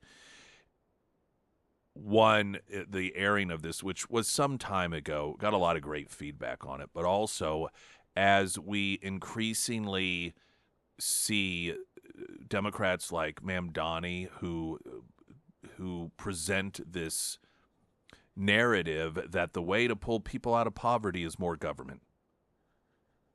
It's just more government, more government. Government needs to do this. That's how, and that's what they run on. Oh, things are unaffordable. We have poverty. That's unacceptable. We're the richest country in the world, so we're going to spend more money. We're going to have more government programs. And as we are rolling into the midterms and with the 2028 election, the Democrats increasingly are relying on that failed model and pitching it to people who don't know history, who don't know what happens to countries that go that route. This is going to become more and more prevalent of a selling point for them. The people who, of course, sold us Obamacare as the great fix for all things medicine. It was going to be cheaper, and you'd have so many doctors to choose from, you wouldn't even know what to do. And you go into the emergency room, and you're going to get checked right in and be out in 10 minutes. Even those people today acknowledge that we have worse problems than ever. Yet, of course, what is their answer? Let us, the people who screwed it up in the first place, do more of that. And unfortunately, that works. People love being hoodwinked. People love being told, oh, don't worry, I'll take care of it, even if they've been told that by those very same people who have made it worse. And when I say people, it's generally those on the left, though not completely isolated, but they certainly fall into that category. So it'll be a great revisit of a previous author, sponsored by ABC Books on North Glenstone. Right now, the latest news update.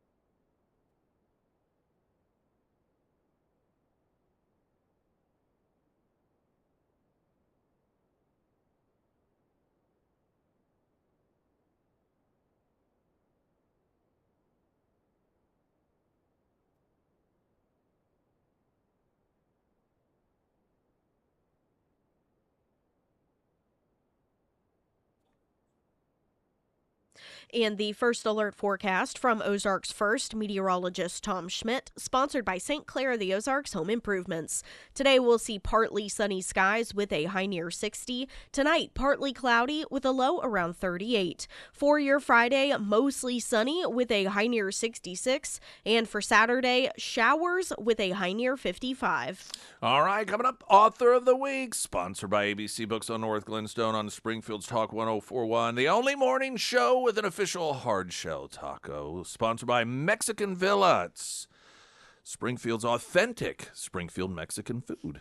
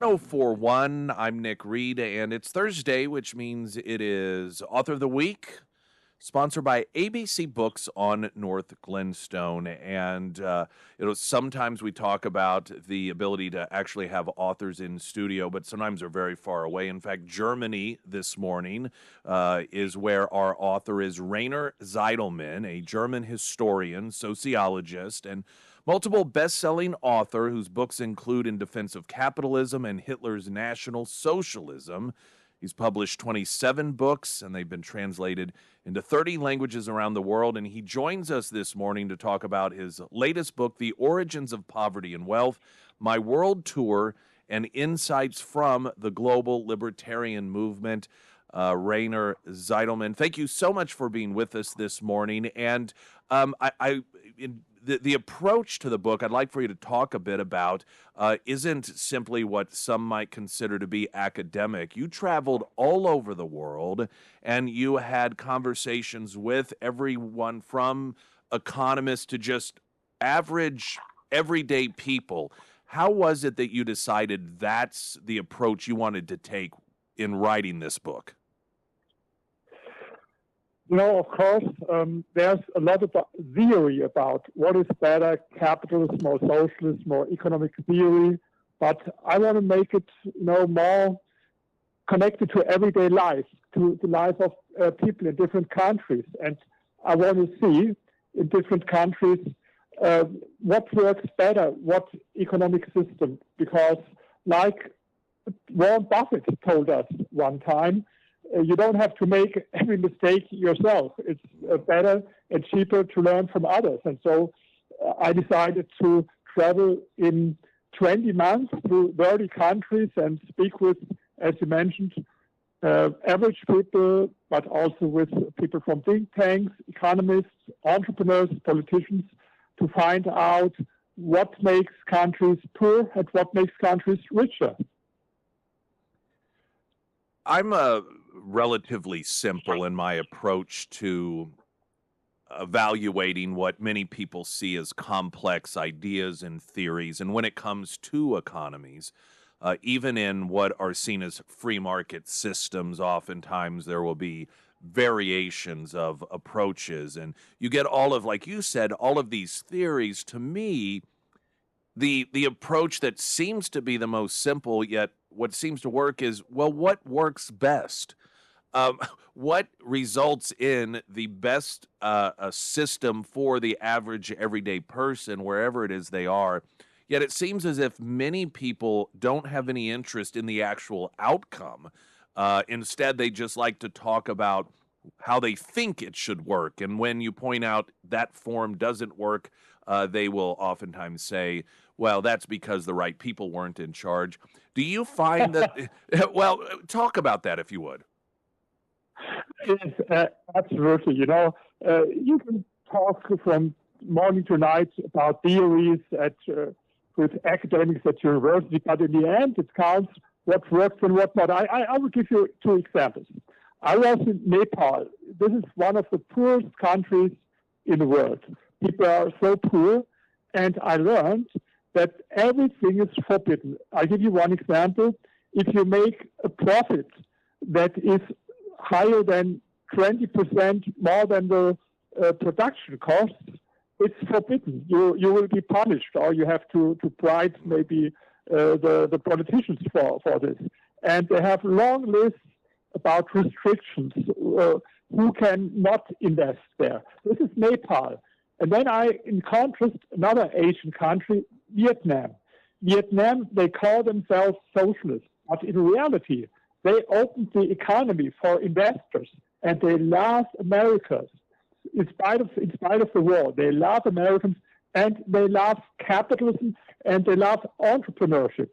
And the result is that while people in Nepal are still very, very poor, in Vietnam, poverty decreased from 80% in the 90s, it was the poorest country in the world in the 90s, to 3% today. So you see, entrepreneurship and economic freedom works. If you compare only these two countries, and I've been in 30 countries. We're talking with our author of the week, Rainer Zeidelman, German historian. His book is The Origins of Poverty and Wealth, My World Tour and Insights from the Global Libertarian Movement. I suspect that before you embarked on this tour and spoke with all of these different people from all over the world, that you already had an idea to some degree of what you would hear and what you would find. Was there anything that did surprise you as you traveled about? Anything that you learned that you thought, well, I hadn't thought of that, or that's something I had not yet discovered? Yes, of course. There were some surprise. For example, Poland, what is the neighbor of Germany? I knew that they had economic success, but not how large it is. In some cases, it's even better now than in my country, in Germany, that is declining. And in Poland, you see so much progress, and it's really amazing what you see there. And people in Poland also, they love capitalism. I commissioned a poll before I went to all these countries to see what people think about capitalism. And the most pro-capitalism attitude from all these 30 countries was in Poland. And, maybe I should add something. I'm an historian and sociologist. I have two PhDs, one PhD in history and one PhD in sociology. And so I combined both. And before I traveled to these countries, I read and researched a lot about the history, because I think you can't understand a country if you don't know the history. And this was very interesting for me, for countries I didn't know so much before. For example, like Mongolia or Georgia or Romania, ex-communist countries. And you learned, I learned how terrible it was for people, and how big was the impact of free market reforms in this country. And I think this book is much, not everyone likes theory. A lot of books about the economy are very abstract. And I tried to read a book that you can also enjoy a little bit. It's a little bit more entertaining because I take my readers at the hand and then travel with me throughout the world and see what happens there. And I think it's especially important for Americans. I love America. I was in no other countries so often as in the United States. I will be back, for example, in June. I will be back in New York and in Palm Springs. But I know that a lot of people in the United States, to be honest, don't know so much about other countries, the world around them. And I think this is a great opportunity for Americans to learn more about the world, and then and I have also some chapters about how I see the United States, what's wrong there and what's good there. And a lot of people in Europe, they think, the United States, this is pure bad capitalism, and there's zero welfare state. That it's wrong. I think America needs more capitalism, and I hope now with what Donald Trump does, and especially what Elon Musk will do now, that we get some, less regulation, hopefully, lesser taxes, and more capitalism, because this is what is also needed in the United States.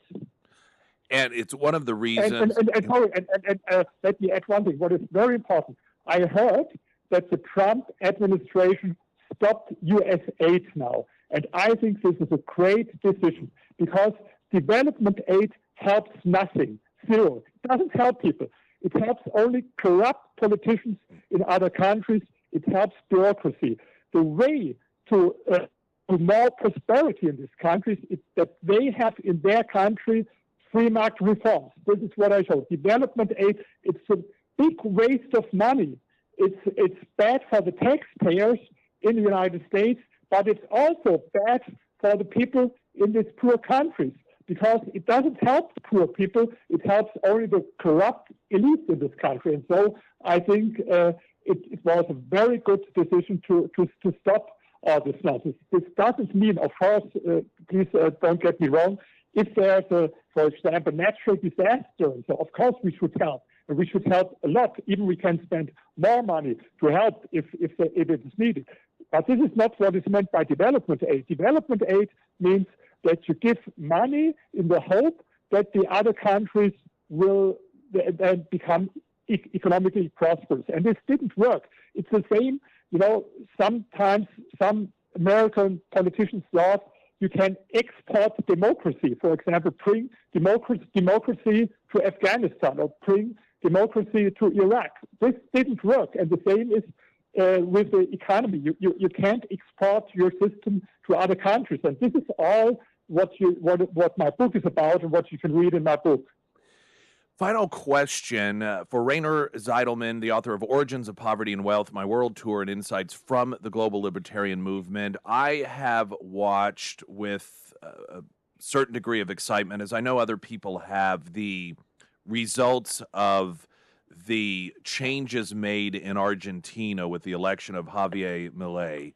And I'm curious about your thoughts as he came in as somebody that, relatively speaking, certainly much more libertarian and made drastic changes that have resulted in real changes there in Argentina. What are your thoughts about his election in Argentina and the things that have occurred so far? I appreciate this question very much, and you will find 3 chapters about Argentina, because I've been in Argentina 22, 23, 24, and I saw the Milei movement from their origins. I spoke with the people, and I understood that a lesson that you can learn. Before Milei was successful, there was a shift, a change in the mindset of people in Argentina. Before, everyone believed in the state.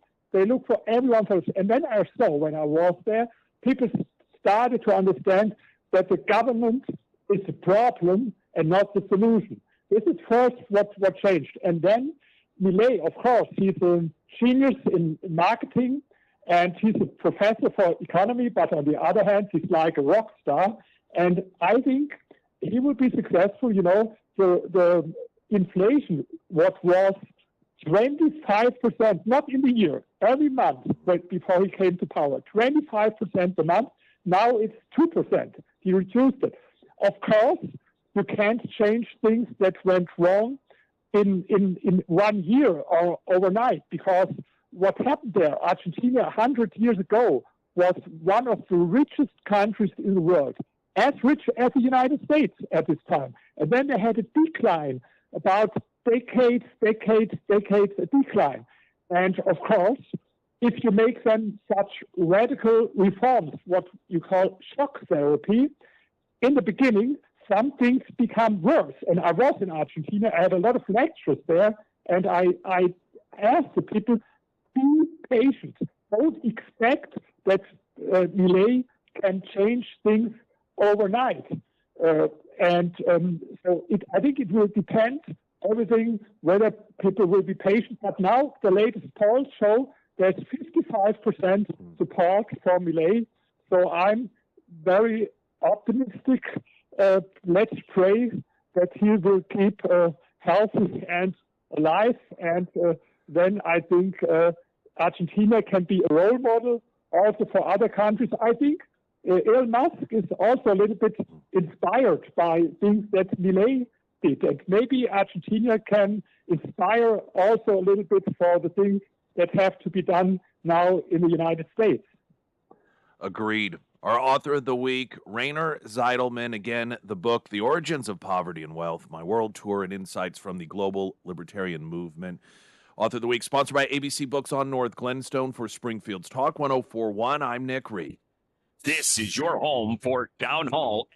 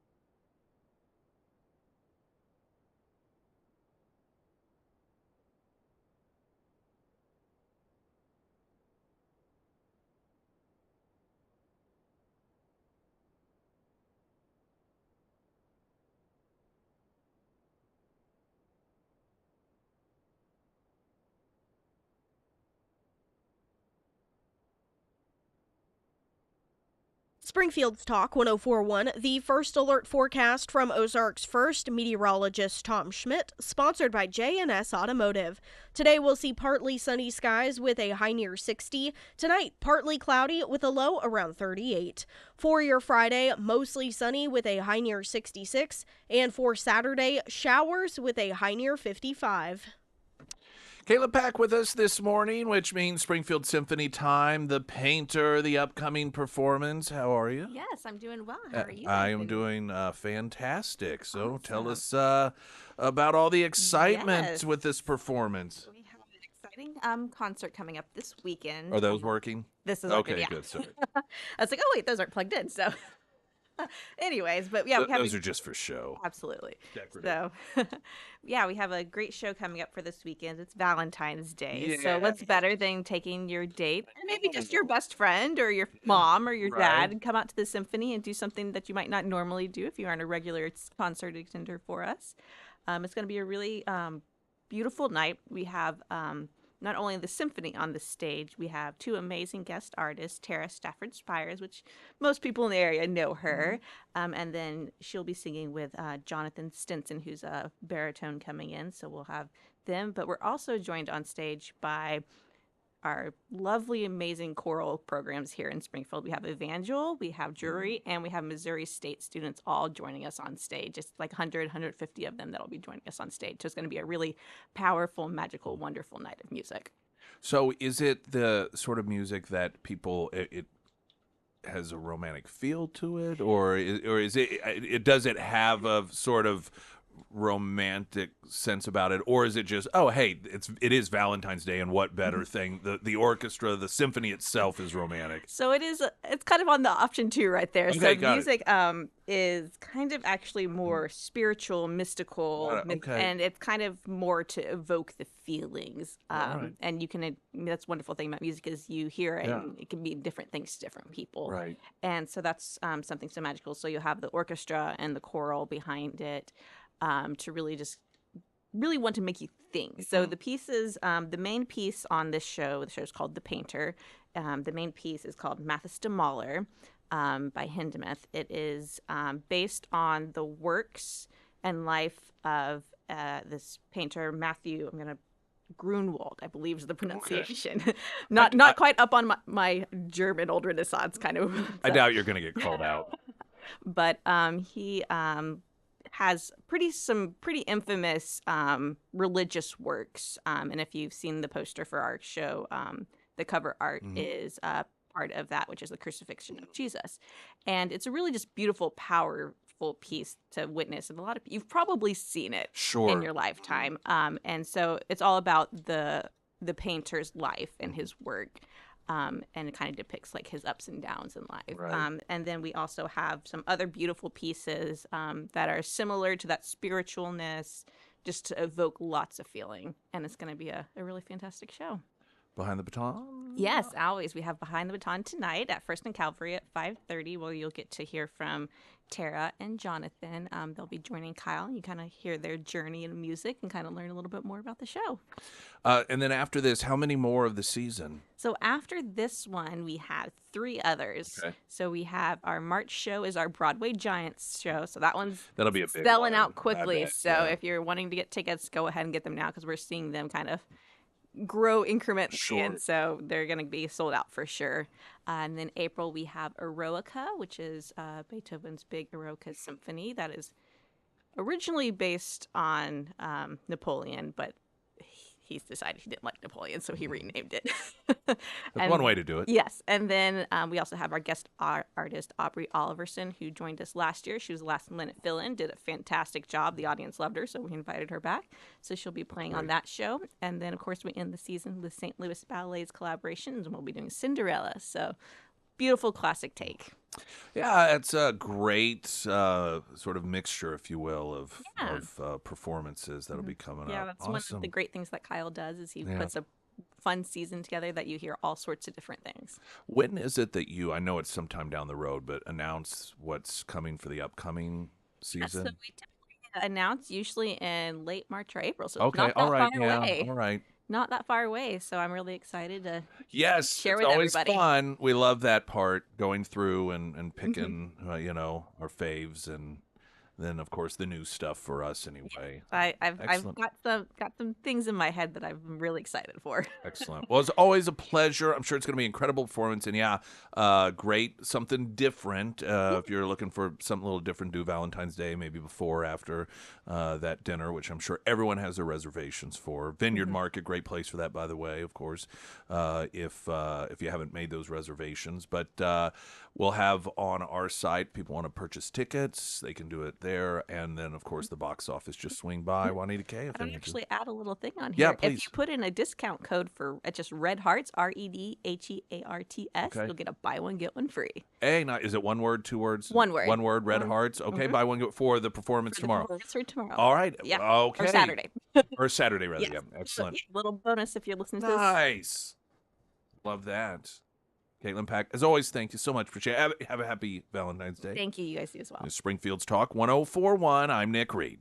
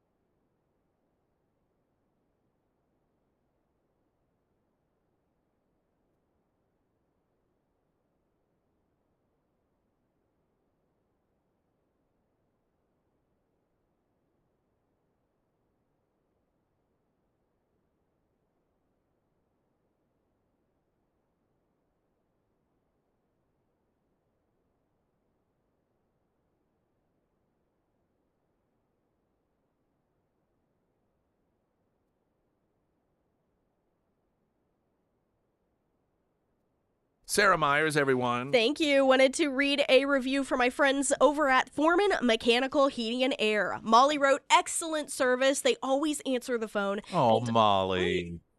Classic Molly. Classic Molly saying classic great things about Foreman. Yeah. Always answer the phone, always have the problems fixed and warranties honored. They get here quick and they are always polite and do a great job. Thank you so much, Foreman Mechanical. And that is exactly what you get with the Foreman team. One of my favorite things about them is they are not high pressure. If you are in a situation where you would rather do a repair versus a replacement, the Foreman team, they're going to work with you to the best of their ability. So for all of your HVAC needs, reach out to Russell today. You can find all of the contact information for Foreman Mechanical Heating and Air under the Sarah's Endorsements tab at ksgf.com. We don't actually know who Molly is. No. By the way. Sounded really nice. Yeah. If that Molly happened to be listening, she goes, wait. Oh, that's Well, me. Do I know them? No, you don't know us. We don't know you. Luke and Heather Davis in studio. Have at the same time? Has this ever happened? I don't Are those believe- headphones not working for you? I think it is now. Okay. Yeah. You're fighting something over there. Well, yeah. I have my We'll sultry voice on today. yes. You would be a perfect mid to late 80s female jock. You know, with that sort of raspy voice. Oh boy. Don't you go No, king. yeah, that's No. right. Have we had you on at the same time? I don't think ever. in my entire radio career I've never been Yeah, on the because air with my wife. Yeah, and for Nope. people who don't know, most do. Of course, you used to have a show on Saturdays, Tech Talk, and so you never were on Tech Talk when. Well, I've come on with you a few times. I don't remember. Okay, I think you're gonna have to prove it. Okay. he didn't want to get overshadowed. That's what it was. Pretty much. So we, of course, I guess before Christmas, started doing happy hour with you all, Uh-huh. and which is awesome. Love working with you again. It's always when you're working with friends. It's always fantastic. And at the same time, which I love, we've had listeners like, I've never been here before. Some they're like, so I just live down the road. I'm so glad when you guys announced that you're going to be doing it here. And so we've had some happy hour folks come that had not come before because Right. it just, wasn't convenient. It wasn't, necessarily the worst drive in the world, but still, when it's just down the road from where you live, it makes it a lot easier. Now, our next happy hour is going to be the first Friday in March, but for this month, we've really been highlighting what you all do for Valentine's Day, and the Friday there's a table for two. We're going to announce the winner for that, but just I guess tell people, do you have any openings left even at this point? We do Okay. for Friday night. For Friday we have a night, few okay. tickets left. Yes, for sure. And that's such a neat opportunity to highlight what we do. It's a 3-course dinner that we're letting the guests guide how they want the dinner to go. So a choice, your first course would be like a seafood bisque or like a Waldorf salad. But when you do that, the wine pairing changes because Okay. the wine is custom to the dish. It's like choose your own adventure books when we were kids. Right. Pretty much. That's But- what I was but thinking. a dinner version of it. Right, but for Precisely. dinner, for sure. So it'll be fun because they'll get to customize how they want it to, the feel of it, and how they want it to go. And so, yeah, we have a few slots left and a couple different time slots. Enough said. Yeah. And The Friday yeah, is oh. the Friday dinner, Nick, is going to be a lot of fun. It's something we're really excited about, and we'd be happy to fill it up because it'll be a great Okay. experience, and the pairings are going to be right on par, and we're excited to do it. It's a lot of work for us, but it's a lot of fun too. We've talked about this and how Vineyard Market, what it is today, is just evolved to some degree over time from what you originally intended. But it really is a place that offers up something that you don't really get at, anywhere in the area, I would argue, with not just the level of expertise and the variety of different wines and alcohols, whiskeys, the humidor, which has a tremendous selection, a lot of which great causes are tied into that. When we were there last time, I don't know if he's the manager, but one of the guys that's so helpful that works there, he kind of followed me and asked what I was looking for, and I was like, well, nothing in particular. And he's like, now these over here, the proceeds go to breast cancer research. If you purchase any from this area over here, it goes to veterans cause, and so you've got that going, but then you have the lounge in which people can get lockers and keep their things in it, and then that high-tech filtration system so you can smoke cigars in there, which I think a lot of people would find remarkable because you cannot, like, you're in the restaurant part, which is just a door separating, and you don't even know that there's smoking going on in there. And so all of that together is just something that isn't offered in the area other than with you guys. Yeah, You guys had no restaurant experience at all when you started this. I tell this story. I'm like, it's amazing you have all of these people that are like, this is what they do for a living, and they open a place and it crashes and burns. It doesn't work, which successful people have lots of failures. They're successful because they keep going. You guys, no restaurant experience whatsoever, and just out of the ballpark.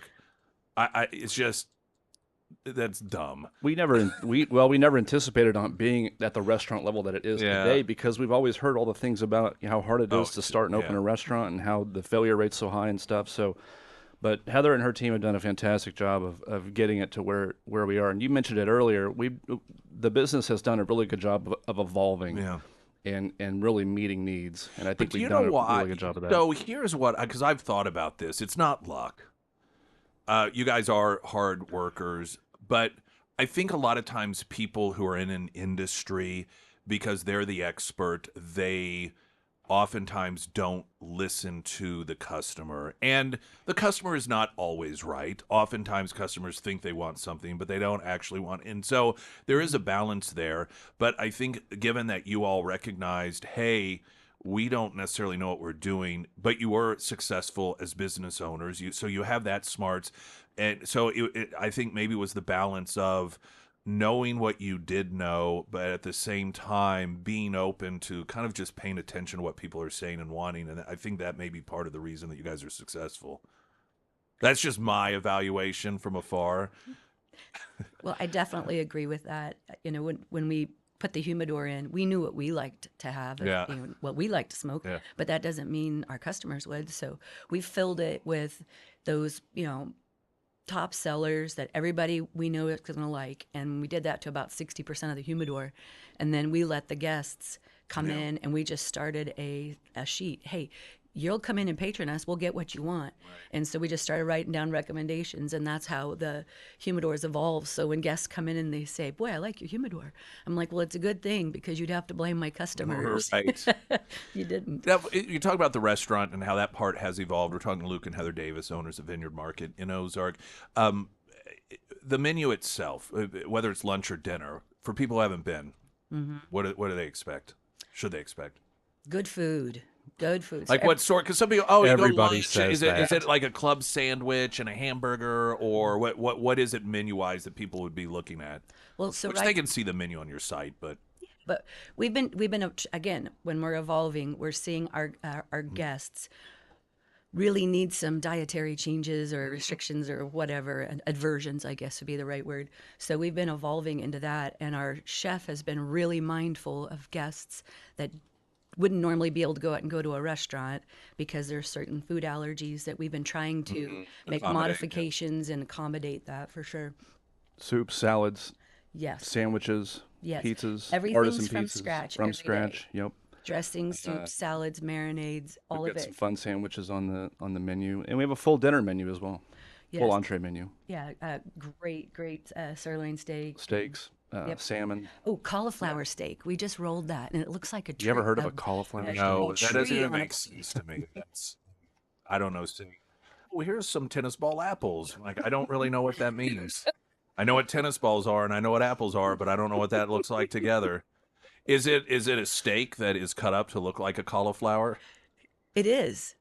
No, Or is it- no, no. it's not.